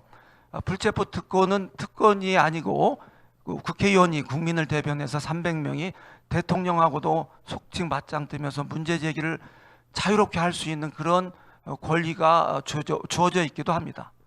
네, 헌법상 권리라는 말씀이시네요. 네, 뭐 두 번째 질문 의견을 듣는 아까 갑에서는 두 분 다 폐지에 찬성했는데 우리 이번에 좀 의견이 엇갈렸습니다. 두 번째 정당 공천에 관한 부분인데요. 역시 여전히 논란이 많은 이슈고 선거 때마다 나오는 이슈이기도 합니다. 기초단체장과 기초위원회 정당 공천 제도에 대한 찬반 여론이 여전히 많이 있는데 정당 공천제가 필요하다고 보시는지요? 필요하다면 O, 필요 없다면 X를 들어주시기 바랍니다. 하나, 둘, 셋. 또 엇갈리네요. 한 분은 필요하다, 한 분은 필요 없다. 네, 정우성 의원님 왜 필요하죠? 네, 민주주의 정치는 정당의 기반을 두고 있습니다. 다만 만약 이 기초자치단체에서 정당 공천제에 대한 피로감을 느끼시는 것은 우리가 성숙된 민주주의 문화를 아직 갖추지 못하고 있는 것이고요. 이것은 제도를 폐지한다고 해서 모두 무소속인 것이라고 해서 해결될 것이라고 생각하지는 않습니다. 그래서 제도보다는 다른 방안에서 이 해결 방안을 찾아야 한다고 생각하고 있습니다. 네, 말씀 잘 들었고요. 우리 이병진 후보님 폐지. 네, 글자 그대로 기초단체는 그 지역을 누구보다 잘 알고 있는 지역민을 대변해서 스스로 이끌어 나갈 수 있도록 해줘야 됩니다. 상부의 눈치를 보면서 자기가 하고자 하는 정책을 지역에 맞게 펼치지 못하면 그거는 안타까울 뿐입니다. 네, 이 정당 공천제 문제는 정말 이 국회의원 선거에서 이 문제를 논의하는 법 개정의 문제라든가 이런 부분이 있는데 사실 이 부분은 이번 22대 국회에서는 어떤 결론이 나든 정말 그 지방자치를 활성화시키고 정당민주주의 어떤 지역의 자치를 활성화시키는 방향으로 풀어가야 되지 않을까 생각합니다. 세 번째 질문, 서부 지역의 중요한 현안 중에 하나죠. 평택항 민간 통관장에 관한 문제입니다. 대중교 교육 확대와 전자상거래 활성화를 위해서 평택항 민간 통관장 설치에 대한 찬반 여론이 있습니다. 민간 통관장 설치가 필요하다는 의견과 평택 세관의 기능을 확대하는 것으로도 충분하다는 의견이 대립하고 있는데 민간 통관장이 필요하다고 보시는지요? 필요하다면 O, 필요하지 않다면 X를 들어주시기 바랍니다. 하나, 둘, 셋. 네, 두 분 다 필요하다고 보네요. 네, 짧게 말씀해 주시죠. 네. 다만 저는 좀 점진적인 추진도 필요하다고 생각합니다. 특히 우리 평택항이 이 세관 업무가 많음에도 불구하고 본부 세관이 아니고 인천 세관에 종속돼 있는 특성을 갖고 있습니다. 인천항과 우리 평택항의 특징이 많이 다른데요. 이 본부 세관으로의 확대를 통하여 이 세관 업무의 고도화를 좀 추진을 하면서 민간 통관장의 필요성도 검토를 하면서 점진적으로 추진해 나가면, 그러니까 장기적으로 추진을 하되 시급히 해서 잘못해서 좀 부작용이 나오는 사례는 막아야 한다는 생각입니다. 네, 이병진. 부작용은 뭐 일시적으로 있을 수 있지만 민간이 자율적으로 할 수 있는 그러한 역량을 충분히 갖추고 있다고 저는 확신합니다. 네, 말씀 잘 들었습니다. 네 번째 질문입니다. 선거구 획정 방식에 대한 질문인데요. 뭐 잘 아시겠지만 현행 선거구 획정 방식에 개선이 필요하다는 의견이 많이 있고요. 평택의 경우에는 법정 시한을 넘겨서 선거를 불과 한 달 정도 앞두고 선거구가 결정이 됐습니다. 묻지마 선거에 대한 우려가 많이 있는데요. 선거구 획정 방식의 개선이 필요하다면 O, 필요하지 않다면 X를 들어주시기 바랍니다. 하나, 둘, 셋. 다 필요하다고 보시겠죠? 그러면 왜 개선이 안 되고 있고 개선책은 무엇인지 간단하게 말씀해 주시기 바랍니다. 먼저 이병진 후보님 먼저 말씀해 주시죠.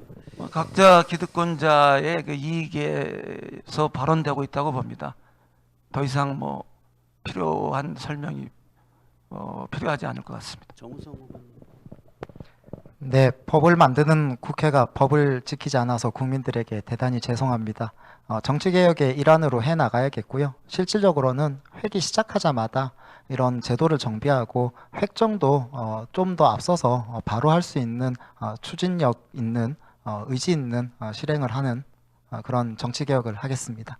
네, 22대 국회에서는 반드시 개원하자마자 해결해 주시기를 부탁드리겠습니다. 다섯 번째 질문입니다. 이것도 지금 가불병 공통으로 질문 드리고 있는 겁니다. 지방 권한의 확대 문제인데요. 지방자치가 여전히 반쪽짜리라는 의견이 많고 중앙정부가 지방의 자치권을 과감히 확대해야 된다는 의견이 많이 있습니다. 지방의 권한을 확대해야 한다고 보시는지요? 권한 확대가 필요하다면 O, 필요하지 않다면 X를 들어주시기 바랍니다. 하나, 둘, 셋. 네, 역시 다 들어주셨는데 그렇다면 반드시 확대가 필요하다고 생각하는 분야, 가장 시급하고 중요하다는 분야 한 가지 분야만 말씀해 주시기 바랍니다. 정우성 후보님 먼저 말씀해 주시죠. 네, 저는 교육과 산업과 관련된 계획이나 발전 쪽이라고 생각하고요. 이를 위한 지방재정 확보 방안, 그러니까 교부금을 비롯해서 이런 재정 구조의 변화가 반드시 필요하다고 생각합니다. 특히 그 국가 위임 사무에 의한 지방교부금 이런 부분들이 큰데요. 이에 대한 많은 고민을 통해서 이런 지방의 자치권 확대를 해야겠습니다. 다만 이 경기도와 좀 더 상황이 열악한 그런 지방자치단체 간의 상황이 매우 다르기 때문에 너무 급하게 하면 저 열악한 지방자치단체들은 더 재정이 안 좋아지는 그런 문제점도 발생을 합니다. 그래서 이것도 역시 검토를 해 나가며 추진해야 되는 사안이긴 합니다. 지방채 하나 발행하더라도 허가를 받는 이런 현실을 우리가 목도하고 있습니다. 그리고 이제 교육은 그 지역에 맞는 맞춤형 교육이 이루어질 때 우리가 인재로 오늘 한국을 만들었거든요. 더욱더 국가 경쟁력은 제고될 걸로 믿습니다. 네, 재정과 교육에 대한 자치권의 확대가 특별히 필요하고 시급하다는 말씀으로 이해를 했습니다. 네, 여섯 번째 질문인데요. 마지막에 여섯 번째 질문입니다. 네, 그 소파에 관한 문제인데 을 지역은 주한미군이 주둔하고 있죠. 평택에서 시민의 안전과 미군에 대한 한국의 교섭력 강화를 위해 소파 개정이 필요하다는 의견이 많이 있습니다. 개정이 필요하다고 생각하시면 O, 필요하지 않다면 X를 들어주시기 바랍니다. 하나, 둘, 셋. 네, 두 분 다 O를 들어주셨는데 사실 쉽지 않은 문제거든요. 토론회마다 필요하다는 다 공감을 하는데 정말 무엇을 어떻게 개정하겠다라고 하는 것이 있다면 짧게 말씀해 주시기 바랍니다. 우리 이병진 후보님 먼저 말씀해 주시죠. 우리가 세계 5위의 군사 강국입니다. 미국 물론 천조국가죠. 50조 한 60조 정도 되거든요. 세계에서 미국 빼고 가장 강력한 군사력을 갖고 있는 나라가 한국입니다. 근데 미국이 하나부터 열까지 소파라는 걸 통해서 주둔군 협정을 통해서 강제하는 부분이 너무나 많습니다. 전면적인 개정이 필요하고요. 자주국가의 출발점이 소파 개정으로부터 시작될 것입니다. 정우성 후보님. 네, 저는 항상 얘기하던 소파 개정이 추진되지 않는데 다들 하겠다고는 하지만요. 당장 몇 년 안에 시행할 수 있는 방안에 대한 고민을 좀 해봤습니다. 물론 이는 우리나라만의 문제는 아니어서 미국 내 정치 환경 등에 대단히 많은 영향을 받습니다. 특히 미국 대선이 조만간 있고 어떤 정부가 들어설지 모릅니다만 우리의 국력이 커지면서 꾸준히 한미 방위 분담금의 비율이라든지 이런 부분들도 많이 바뀌어 왔습니다. 그래서 더욱더 우리가 주도할 수 있는 단지 군사력이 강하다는 것뿐만이 아니라 이러한 분담금이나 이런 현실적인 부분에서 우리가 목소리를 낼 부분이 더 있습니다. 이런 환경 속에서 우리 시민들이 원하는 그런 내용들을 적극적으로 반영한 소파 개정을 추진하는 그런 시기가 바로 눈앞에 있다고 생각하고 있습니다. 네, 말씀 잘 들었습니다. OX 질의의 마지막 순서입니다. 22대 총선 공천에 관한 문제인데요. 이번 총선의 공천 과정에 대한 논란이 매우 많았습니다. 선거 때마다 반복되기도 해서 공천제도의 개혁이 필요하다는 의견도 많습니다만 특히 이번에는 더 논란이 많았던 것 같습니다. 이번 총선에서 후보자께서 소속하신 소속 정당의 공천에 대해서 만족하시는지요? 만족하신다면 O, 만족하지 않는다면 X를 들어주시기 바랍니다. 하나, 둘, 셋. 두 분 다 만족하시네요. 네. 뭐 그래도 혹시 개선이 필요한 부분이 있지 않을까요? 네, 정우성 후보님. 예, 저는 우리 당의 이번 공천 과정을 보면서 특히 이 시스템 공천을 제대로 시행한 그런 시작점이라고 생각을 하고 있습니다. 그러나 저희 국민의힘이 계속 말씀드리는 것처럼 여전히 국민 눈높이에 맞지 않는 부족한 점들이 많습니다.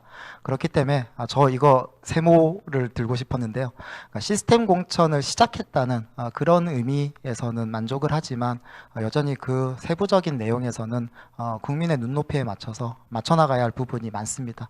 부지런히 더욱 노력하고 정치 개혁하며 시민의 기대에 부응하도록 하겠습니다. 네, 이병진 후보님. 네, 인간의 한계가 있습니다. 스텝 바이 스텝해서 역사 발전과 더불어 공천제도도 발전될 걸로 믿고 우리는 벌써 이해찬 대표 시절에 시스템 공천 체계를 완비했습니다. 그거에 발걸음에 맞춰서 한 단계 이번에 발전된 형태로 구현됐다고 저는 믿습니다. 퍼펙트 할 수는 없습니다. 그러나 4년 후에는 또 달라질 걸로 저는 확신합니다. 네, 이상 마지막 7번째 총선 공천 과정에 대한 두 분의 의견을 들어봤습니다. 이상으로 OX 질의응답 시간을 마치겠습니다. 이제 토론회의 이제 마지막 시간인데요. 시간이 지금이 2시 8분 토론회 진행하고 한 1시간 한 8분 정도 진행이 됐는데 뭐 이렇게 예상된 타임 스케줄과 비슷하게 진행이 되고 있습니다. 오후 1시 좀 나른한 시간이기도 한데 후보님께서 집중해서 말씀해주고 계시고 있고요. 또 예민한 현안들에 대해서도 좀 답변을 잘 해주고 계십니다. 이제 마지막 시간으로서 가장 흥미를 끌 수 있는 시간이고 좀 긴장되기도 하죠. 네, 후보자의 상호 토론, 주도권 토론을 진행하도록 하겠습니다. 네, 주도권 토론은 각 후보자당 7분씩 총 14분의 시간이 주어집니다. 각각 7분씩 2번의 라운드로 진행되고요. 첫 번째 라운드는 이병진 후보님께서 먼저 주도권을 갖고 7분간 진행하시고 이어서 정우성 후보님께서 진행하는 순서를 갖겠습니다. 두 번째 라운드는 순서를 바꾸어서 정우성 후보님께서 먼저 해주시고 이병진 후보님께서 이어서 진행하는 방식으로 진행이 됩니다.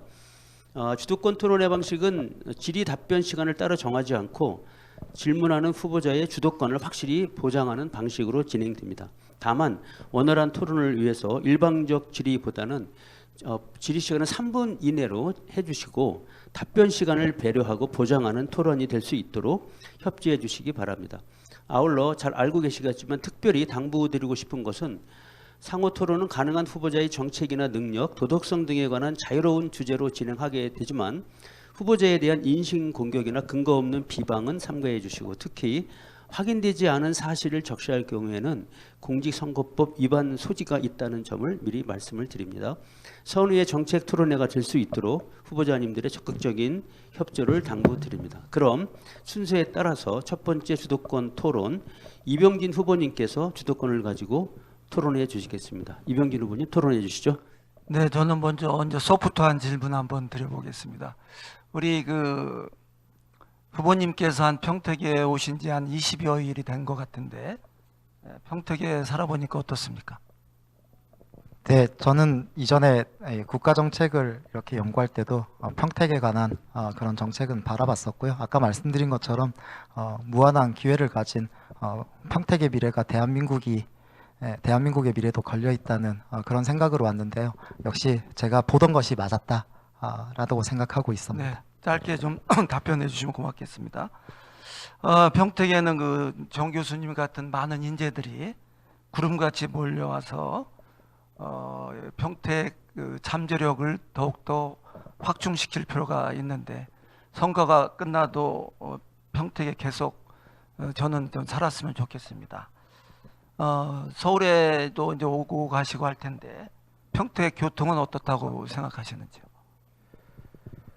사실 지방 도시들과 서울과의 교통을 생각하면 수도권이지만 수도권의 이 혜택을 보지 못하는 교통, 조금은 불편한 교통이라고 생각합니다. 그래서 빨리 지금 계획된 그런 다양한 GTX를 비롯한 다양한 서해선, KTX 안중역 이런 것들이 더 완비가 돼야 되겠다고 생각하고 있습니다. 제가 공격하려고 하는 건 아닌데 이채 양명주를 어떻게 생각하시는지요? 사실 제가 이채양명주라는 단어를 오늘 처음 들었습니다. 예, 그래서 아까 설명을 좀 해주셨는데 제가 구체적으로 다 이해를 못해서 그게 어떤 의미인지부터 말씀을 좀 해주시면 좋겠습니다. 네, 뭐 너무 잘 알고 계신데 굳이 뭐 제가 그걸 설명해서 시간을 뺏길 이유는 없을 것 같아요. 저 윤석열 정권이 좀 오만하다고 생각하시는지 아니면은 나름대로의 견해는 어떠신지 한번 여쭤보고 싶습니다. 네, 대통령제 국가 안에서 대통령에 대한 그러한 아쉬움이나 불만은 다 있을 것입니다. 더욱더 국민 눈높이에 맞도록 저희 여당이 더욱더 노력하고 그리고 정부가 제대로 가서 국민 눈높이에 맞는 성공한 정부가 되도록 노력하겠습니다. 대파 한 해 875원이라고 하는데 이거에 대해서는 합리적이라는 생각을 갖고 있나요? 그런 말씀하신 거에 대해서. 사실 그 논란도 제가 선거 운동 기간 와가지고 시민들 만나느라고요 한참 뒤에 접했습니다. 그래서 우리가 흔히 이렇게 그런 숫자상의 실수나 이런 것들을 하긴 하는데요. 그게 이 진심이 아니고 국민을 생각하고 민생을 챙기는 그 마음과 정책을 봐주셨으면 좋겠습니다. 저는 우리 어떻게 보면 엘리트 중에 엘리트이신 우리 정 교수 같은 분들이 평택에 많이 와서 평택을 또 인재의 어떤 산실이 될 수 있는 그런 계기를 만들어 주셨으면 하는 그런 바람이 있고요. 우리가 이제 원포 밀리언이라는 말을 많이 씁니다. 한 사람이 100만 명을 먹여 살릴 수 있는 것이 바로 교육과 인재에서 저는 유리한다고 봅니다. 이번 선거를 통해서 저는 아주 성품도 고결하고 양반 같은 분을 만나게 돼서 너무너무 기쁘고 이제 영광스럽게 생각합니다. 계속 당락을 떠나서 평택에 정주하면서 저와 많은 교류를 했으면 하는 그런 기대를 해보면서 저의 질문을 마치겠습니다. 네, 아주 단답형이면서도 서로 또 이해할 수 있는 그런 주도권 토론을 진행을 해주셨네요. 2라운드인데 2라운드가 또 어떻게 될지 기대가 되고요. 네, 이어서 정우성 후보께서 주도권을 가지고 토론하는 시간을 갖도록 하겠습니다. 진행해 주시죠. 네, 사회자께서 이 주의사항을 안내하시면서 근거 없는 공격하지 말자고 하셨는데 앞으로 선거 기간이 며칠 더 남아 있습니다. 그 기간 동안에 근거 없는 공격을 제가 하지 않기 위해서 좀 질문 몇 가지를 드리도록 하겠습니다. 흔히 네거티브 공격이나 흑색 선전이라는 것의 정의는 거짓인 것을 가지고 공격하는데요. 그러지 않기 위해 이게 지금 참인지 거짓인지 제가 여쭙고 싶은 것이 있습니다. 얼마 전에 저희 당의 중앙선거대책위원회에서 이병준 후보님께서 후보 등록을 하시면서 공개한 재산에서 의문점에 대해서 공개 질의를 발표했습니다. 저희 국민의힘이 이렇게 질의한 것에 대해서 아직 답변을 듣지 못해서 제가 남은 기간 동안 선거날이 다가오면 더 과열되고 급한 마음에 실수를 할까봐 사실 확인차 몇 가지를 여쭙고자 합니다. 먼저 첫 번째 저희가 공개 질의서에서 후보님께서 20억 상당의 공장 등을 담보로 총 50억 상당의 대출을 받은 것을 그 등록상에요. 특혜성 황제 대출이 아니냐고 이에 대한 경위를 여쭈었습니다. 이에 대해서 설명을 해주시면 감사하겠습니다. 대출에서 저는 황제 대출이라는 얘기를 생전에 처음 들어보고요. 모든 게 정상적인 프로세스였습니다. 그리고 더 이상 뭐 이런 부분에 대해서는 제가 왈가불가할 이유가 없다고 생각합니다. 네, 공개 질의서에 또 다른 질문을 또 한번 드려보겠습니다. 지금 이 50억에 대한 정확히는 재산 공개 데이터로는 51.8억인데요. 이 대출금에 대한 금리를 연한 4% 정도로 추산을 해도 한 달 이자가 1,700만 원에 해당합니다. 근데 같이 이렇게 제출하신 소득세 납부 내역을 보면 2020년부터 2023년까지 액수가 소득세 납부 실적이 적습니다. 특히 2023년은 영원으로서 사실상 소득세 납부를 기준으로는 소득이 없는 것으로 보이는데요. 이 이자를 어떻게 납부한 것인지, 특히 우리가 대학에 있기 때문에 대학에 지금 직업도 외국어 대학교의 연구위원으로 등록해 주신 것으로 제가 기억하고 있습니다. 근데 대학에는 월급을 받는 전임과 이렇게 월급을 받지 않는 비전임 교원이나 이 연구원들이 대단히 많습니다. 그래서 아마 이렇게 소속만으로는 소득을 이렇게 있다고는 얘기 못해서 우리들이 주로 소득세 납부 실적이나 뭐 이런 것들을 가지고 하는데요. 이 이자를 어떻게 납부했는지 그리고 이 자금 출처가 어디인지를 저희 당에서 공개 질의를 했습니다. 이에 대한 답변도 부탁드립니다. 아주 염려해 주셔서 너무나 감사드리고요. 저는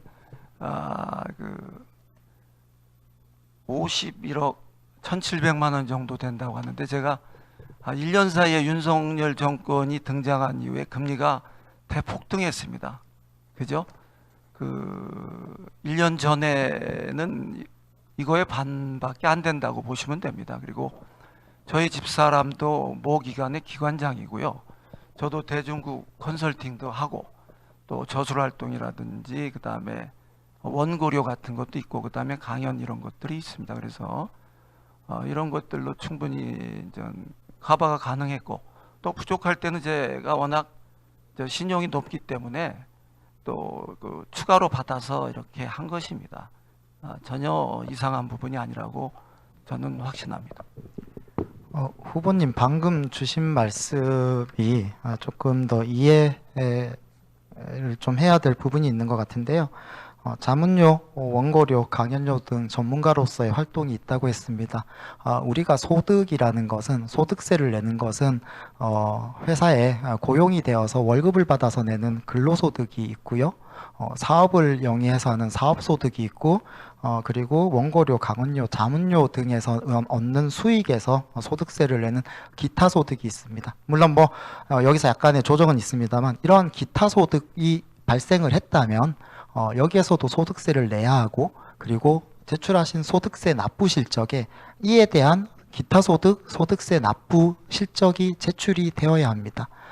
지금 현재는 가령 영원이나 36,000원 이런 소득세 납부 실적이 있는데 만약에 소득이 있으셨는데 소득세가 이거라면 소득 신고를 하지 않으신 게 되고요. 그리고 지금 소득세 납부 실적이 맞는 거라면 방금 말씀하신 기타 소득이 있다는 말씀에 좀 의문점이 생길 수밖에 없습니다. 이를 좀 명확히 설명해 주시는 것이 필요할 것 같습니다. 그거는 제가 아까 말씀드렸지만서도 저는 부족할 때는 자연스럽게 우리 지역에서 제가 한 800점 이상 점수가 됩니다. 제 점수가. 그래서 그 다음에 또 농협에 제가 탑 클래스 회원입니다. 중앙회하고 농협. 그래서 그런 식으로 해서 부족한 부분을 메꿨고요. 그 다음에 어떤 저 집사람 같은 경우에는 이제 30년이 넘게 이제 직장 생활을 했고, 그다음에 제가 갖고 있는 부동산, 그다음에 동산 자금을 잘 활용해서 서바이브를 했습니다. 그래서 전혀 위법하게 한 부분은 없다고 말씀드릴 수 있습니다. 방금 말씀하신 신용점수 800점이 어느 정도의 대출이 가능한지는 확인을 해봐야 될 것 같고요.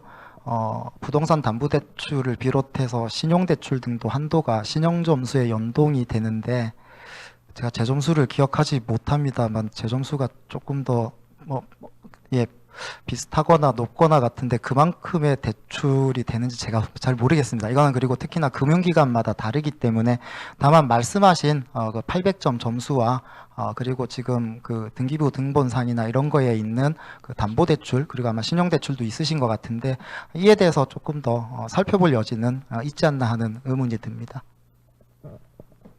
의문을 갖는 거는 저는 뭐라고 얘기할 수 없고요. 서로 공명선거하고 그다음에 공명정당하게 길에서 만났을 때 제가 제안을 드린 적이 있습니다. 그래서 앞으로 정책 선거를 통해서 우리 지역 발전을 위해서 더욱더 매진했으면 하는 마음이 저의 소망입니다. 네. 첫 번째 후보자 상호 토론, 주도권 토론에서 두 번째 시간 정우선 후보님께서 진행하는 주도권 토론 시간을 가졌습니다. 주로 이병진 후보님의 재산과 납세 등등에 관한 질문을 해주셨고 이에 대해서 이병진 후보님께서 답변을 해주셨습니다. 네, 그러면 이제 이어서 두 번째 주도권 토론을 갖도록 하겠습니다. 방식은 마찬가지고요. 진행은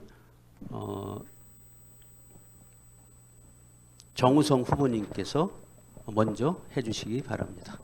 네, 7분입니다. 네, 진행해 주시죠. 네, 첫 번째 질문 7분 때 다 못 드린 질문이 있어서 조금 이어서 한 다음에 두 번째 질문까지 이어가도록 하겠습니다. 예, 저희 당에서 또 어제 그 이병진 후보님에 대해서 또 다른 이슈를 제기를 했습니다. 공직선거법상에 재산 신고를 해야 하는 것에서 누락된 부분이 있다는 그런 의문을 또 제기를 했습니다. 특히 토지를 담보로 한 5억 상당의 이 대출이 있다는 것이 등기부 등본에는 나오는데 선관위에 등록을 하지 않으셨습니다. 그리고 역시 또 첫 번째 건 안성 토지고요. 두 번째 건 아산에 있는 토지에 대해서 5억 원 상당의 근저당 설정이 되어 있는데 이건 역시 재산 신고서에 누락이 되어 있다고 저희 당에서 확인을 했습니다. 뭐 이외에도 차량 구입이나 이런 거에 대해서 뭐 의문점은 있습니다만 특히 이 액수가 지금 이게 맞다면 여기에 저희 당에서 살펴본 것만 한 10억이 되는데요. 이러한 재산 신고 누락이 왜 발생하게 되었는지 궁금합니다. 자, 앞으로 남은 기간에 네거티브 하지 말고 평택시민회 정책 선거를 하자고 제가 제안을 드리고 싶습니다. 제가 그때 제안 드렸을 때 그 KBS, SBS, MBC 다 불러서 우리 교수 출신끼리 공중파에서 한국 선거 문화를 새롭게 창출한다는 그런 그 이벤트를 한번 해보자라고 제안을 했을 때 아주 흔쾌하게 우리 정 교수님이 받아주셨습니다. 그런데 막상 선거에 돌입하고 표를 한 표라도 더 가져오기 위해서 새벽 5시부터 12시까지 움직이다 보니까 거기에 집중해서 더욱더 발전된 형태의 새로운 선거문화 정착을 위한 그런 그 구상을 이행하지 못했는데요. 제가 이제 바라옵건대 그런 쪽으로 앞으로 진행됐으면 좋겠고요. 모든 것은 공직자 후보로서 제가 출마했기 때문에 이제 선거가 끝나면 뭐 명명백백하게 이제 밝혀질 것이고 그때 거기에 대한 저도 이제 엄중한 대처를 준비하고 있다는 말씀을 드리고요. 손으로 하늘을 가릴 수가 없습니다, 여러분. 그죠? 손으로 하늘을 가릴 수 없습니다. 거기에 부안해동돼서 같이 조력하는 협작하는 분들이 있다는 생각도 저는 합니다. 보통 선거를 지는 분들이 네거티브를 많이 후보님, 한다고 합니다. 제 주도권이니까 대답을 그걸로 된 건가요? 다만 저는 이게 방금 말씀하신 네거티브라고 생각하지 않는 게 지금 사실관계를 확인해야만 제가 그에 대해서 이제 언급을 하지 않을 거지 않습니까? 근데 이렇게 의문이 남는 상황이 되면 계속 말씀을 드릴 가능성이 있고요. 특히 이것은 공직선거법에 명시된 사항을 위반한 것이기 때문에 이 액수에 따라서 지금 현재 이 10억이 현재 이병진 후보님께서 갖고 있는 재산 총액에 따라서 뭐 좀 비율이 법적으로는 다르겠습니다만 후보 등록 무효가 되거나 설령 당선이 되신다 하더라도 당선 취소가 되는 사유에 해당합니다.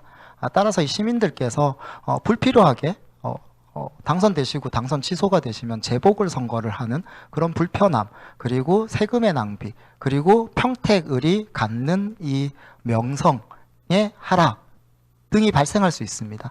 따라서 이것은 선거를 앞두고 명확히 짚고 넘어가야 될 공직선거법상 아까 말씀드린 법률을 만드는 국회의원들이 법을 지키지 않는 문제점을 정치개혁 이슈로 얘기했는데요. 이런 법률적 문제이기 때문에 저는 반드시 짚어야 된다고 생각합니다. 그래서 이에 대한 문제점을 빨리 질의에 대해서 답변을 해주시는 것이 더 이 공정한 선거를 준비하는 그런 자세가 아닌가 생각하고 있습니다. 어떻게 생각하시는지요? 지금 문제 제기한 숫자는 정확한 팩트에 근거하고 있는 것이 하나도 없습니다.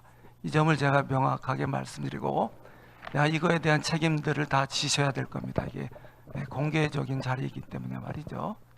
네, 후보님. 근데 그다음에 지금 말이죠. 말씀드린 5억 4천 5억이라는 것은 지금 저희 이 대법원이 관리하는 등기부 등본에 나온 것입니다. 지금 이게 팩트가 아니라고 하면 대법원의 등기 시스템, 국가의 시스템 자체에 거짓이 있다고 말씀을 하시는 게 됩니다. 저희가 이 근저당 권 5억이 있다고 말씀드렸습니다. 등기부 등본에는 근저당 권 설정이라는 것이 있죠. 5억. 그래서 저희가 실제로 근저당권 5억 설정에 대해서 그 이후에 실행이 어떻게 됐는지보다는 이 권 자체도 원래 규정상은 이렇게 이 부채로서 공직선거법상에 이렇게 등록이라든지 이런 게 이루어져야 하는지를 좀 살펴보셨는지 그런 점들도 같이 궁금한 겁니다. 그래서 이것은 국가 시스템이 맞다고 가정을 한다면 근저당권 5억에 대한 누락 부분은 설명을 해주실 필요가 있다고 생각합니다. 보통 이전 담보가 부족하면은 공동 담보라는 게 이루어집니다. 그러면은 A, B, C, D가 부동산이 있으면은 A 담보에서 부동산 가치가 넘치게 될 경우에 B, C를 끌어들여서 2순위, 3순위에도 잡는 경우가 있고요. 그런 형태로 이루어지다 보면은 저당권이 실제 대출받지 않은 저당권이 등기부에 이제 적혀 있는 경우도 종종 발생되는 경우가 많습니다. 제가 그러면 얘기하고 싶은 것은 말이죠. 지금 제기하는 모든 문제는 우리가 선거를 통해서 먼저 국민의 선택을 네, 후보님. 겸허하게 받고 난 후에 후보님, 제 충분히- 주도권이니까요. 예, 이것이 그러면 공동담보라고 말씀을 하신 걸로 이해하면 되겠습니까? 5억 4천 얘기하신 거 5억 4천하고 5억 두 건을 말씀드렸습니다. 두 건 다 공동담보로 이해하면 되겠습니까? 근저당권 5억에 대해서도요. 공동담보가 있는 것이 있고 그렇지 않은 경우도 있는데 그래서 제가 얘기하는 것은 대부분 이제 공동담보로 이루어지는 한 사례를 대부분은 일반적인 말씀드려- 사례고요. 지금 저는 후보님의 말씀드린 사례를 겁니다. 여쭙습니다. 답변을 안 하신 걸로 이해하면 되겠습니까?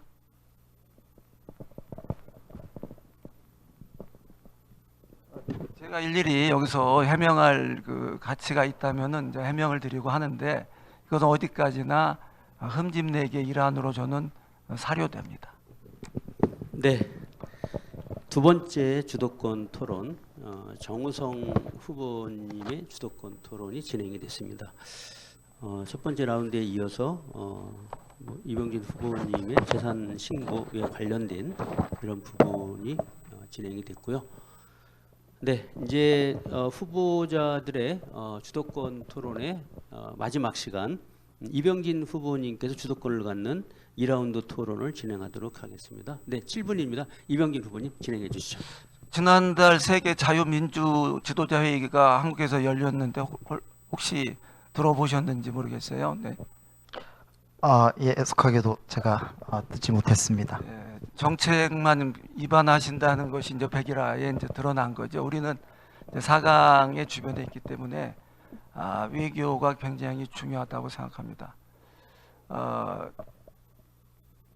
그 세계 민주 지도자 회의가 몇 번째 열렸죠, 혹시?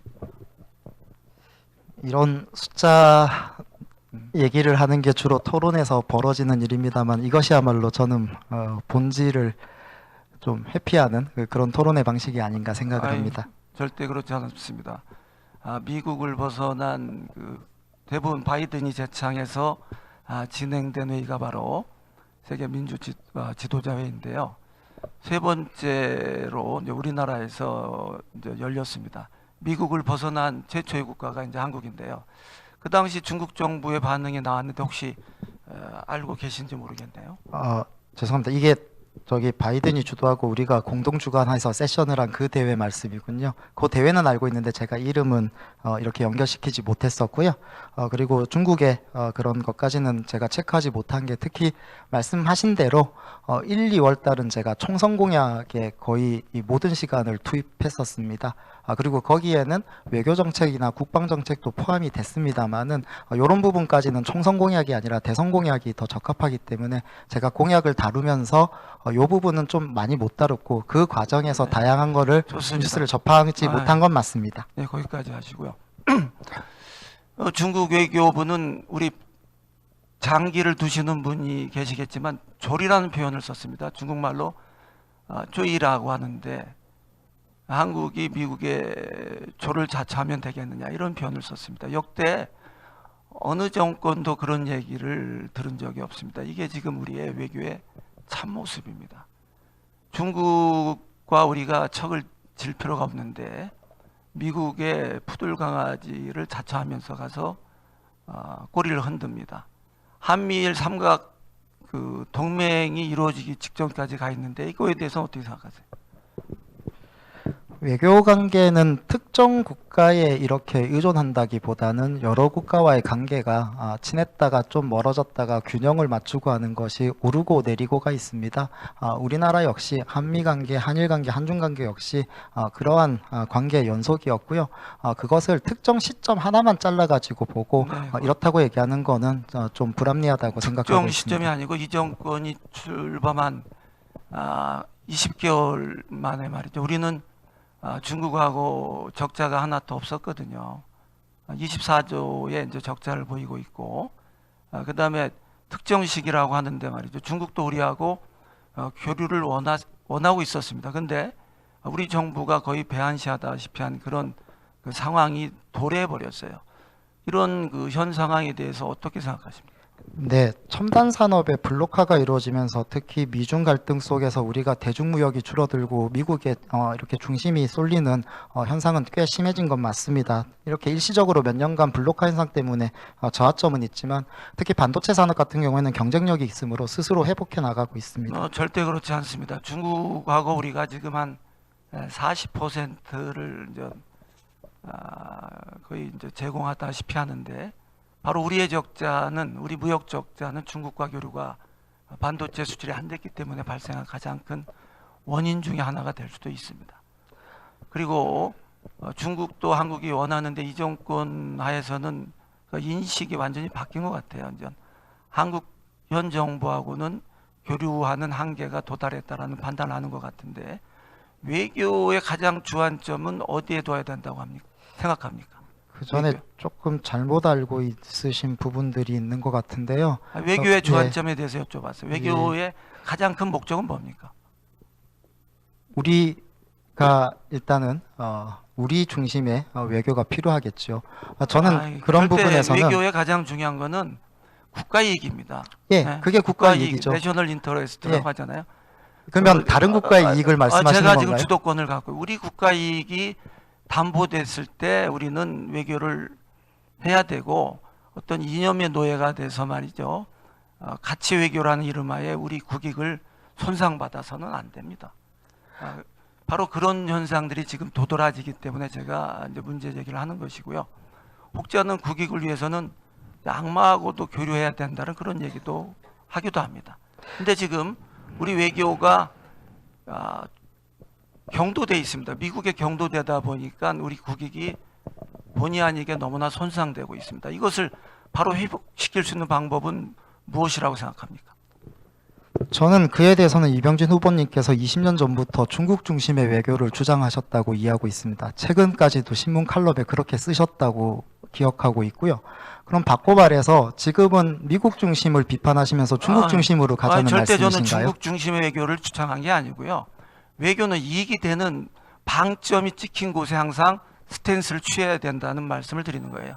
네. 지금 우리가 미국과 일본의 경도된 외교 정책을 취하다 보니까 우리 국익이 바로 이 순간 이 시간에도 우리 무역액이 이제 적자를 기록할 수도 있다라는 그런 얘기를 하고 싶은 거예요. 그래서 우리를 원하는 국가가 중국이고 또 러시아도 우리하고 교류를 원하고 있습니다. 근데 우리는 자유라는 이름하에 그 자유라는 개념을 어떻게 이해하고 있는지 몰라도 가치라는 이념하에 스스로 족쇄를 채우고 있다는 얘기를 드리고 싶은 겁니다. 때문에 이러한 그 외교를 어떻게 하면은 우리 국익에 초점을 맞춰서 전환시킬 수 있을 것인가에 대한 질문을 드리고자 하는 겁니다. 북방 외교를 시작한 정부가 보수 정부라는 것을 기억해 주시면 좋겠습니다. 국익이 도움이 된다면 그 모든 국가와 우리는 외교 관계를 맺습니다. 전 여전히 네, 중국 맞습니다. 제가 얘기하고자 하는 국익이 도움이 되면 모든 국가와 교류를 해야 됩니다. 근데 말씀하신 건 중국과 중국 러시아 중심이신 것 아닙니다. 같은데요. 중국과 러시아하고도 우리가 척을 두지 말고 외교를 해야 된다는 것이 저의 주창이고 이게 바로 실리 외교입니다. 이상입니다. 네, 네, 두 분 말씀 잘 들었습니다. 이병진 후보께서 주도하시는 주도권 토론 2라운드는 주로 현 정부의 외교 정책, 특히 대중 정책에 관한 이런 부분이 아니었을까 생각을 정리를 한다면 그렇고요. 대단히 또 중요한 얘기들, 또 많이 또 논란이 되고 쟁점이 되고 있는 이런 현안에 대해서 두 분의 의견을 들어보는 그런 시간을 했습니다. 유권자들께서 좋은 참고 자료가 되지 않을까 생각을 합니다. 네, 이상으로 후보자 두 분의 주도권 토론, 상호 토론을 마치겠습니다. 이제 마무리 시간인데요.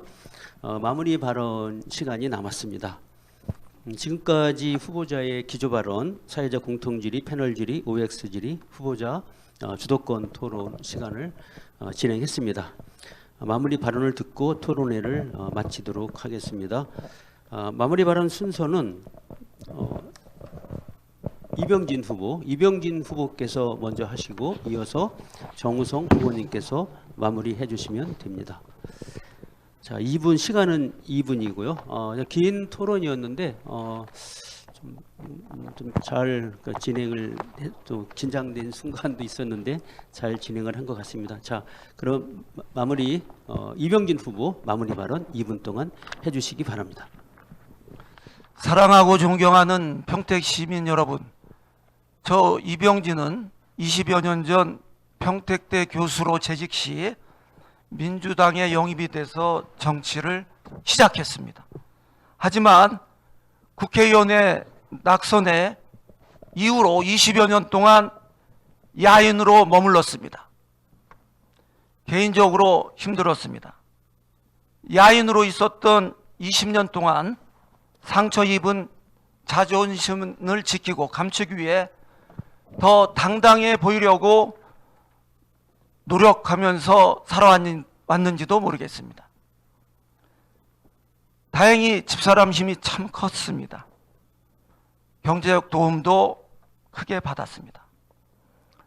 자식들의 도움도 컸습니다. 올바르게 자라주고 또 아이들 크는 재미에 보람을 느끼며 버텨왔습니다. 그러다가 하늘은 스스로 돕는 자를 돕는다는 말이 있지 않습니까? 이번에 기적처럼 저에게 기회가 다가왔습니다. 상대방 후보이신 정우성 후보는 만나본 느낌으로 인품이 고결하고 아직 젊으시고 이번이 첫 도전이라 앞으로도 기회가 많을 것입니다. 하지만 저에게는 이번이 마지막 기회입니다. 저한테 기회를 주신다면은 사랑하고 존경하는 평택 시민 여러분, 이번에 꼭 저를 선택해서 평택 시민이 더 나아가 대한민국 국민에게 봉사라는 하느님의 말씀으로 듣고 최선을 다해 국익을 위해 평택 시민에게 봉사하겠습니다. 네, 감사합니다. 이어서 정우성 후보님 마무리 발언 해주시죠. 존경하는 평택 시민 여러분, 긴 시간 토론에 들어주셔서 대단히 감사합니다. 제가 처음에 출마 소견 때 밝힌 것처럼 저는 평택의 미래를 만들어 나가기 위해 이곳에 왔습니다. 제가 꿈꾸는 평택은 평택 항에서부터 해양, 물류, 관광 산업이 커나가고 고덕 국제화 도시에서 글로벌 과학예술 인재가 크는 곳, 그리고 살기 좋은 읍면, 우리 모두 살고 싶은 읍면으로 풍요로운 마을, 그것이 제가 꿈꾸는, 바로 우리 모두가 꿈꾸는 평택의 미래일 것입니다. 또한 평택에서 만들어지는 여러 가지 산업, 그리고 행복, 물류, 기술, 인재 등은 곧 대한민국의 미래가 될 것입니다. 저는 정책 연구뿐 아니라 자문과 실행 등 많은 경험을 쌓아왔습니다. 그리고 그 꿈을 펼칠 수 있는 가장 실현하기 좋은, 대한민국을 위해 대한민국을 이끌 꿈을 펼칠 가장 좋은 곳이 평택을이라고 생각해서 바로 여기에 왔습니다. 아까 말씀드린 것처럼 이미 나와 있는 숱한 계획, 매 선거 때마다 나오는 계획, 공약이 중요한 것이 아닙니다. 이것을 토론에서 들으셨다시피 실질적인 대안, 구체적인 방안을 제시하고 협상하고 실행해 나가는 그런 국회의원이 바로 이곳 평택에 필요합니다. 어떤 후보가 우리 평택의 미래, 대한민국의 미래를 위해 필요한 사람인지를 생각하고 올바른 선택을 부탁드립니다. 반도체 R&D 허브 첨단과학도시 평택, 사통팔달 교통 거점 도시 평택, 글로벌 인재 양성 교육 명품 도시 평택, 제가 반드시 해내겠습니다. 이상으로 오늘 22대 국회의원 진행된 22대 국회의원 평택을 선거구 언론사 주간 후보자 초청 토론회를 모두 마치겠습니다. 모두들 수고하셨습니다. 다 같이 박수로 토론회를 마치겠습니다. 감사합니다.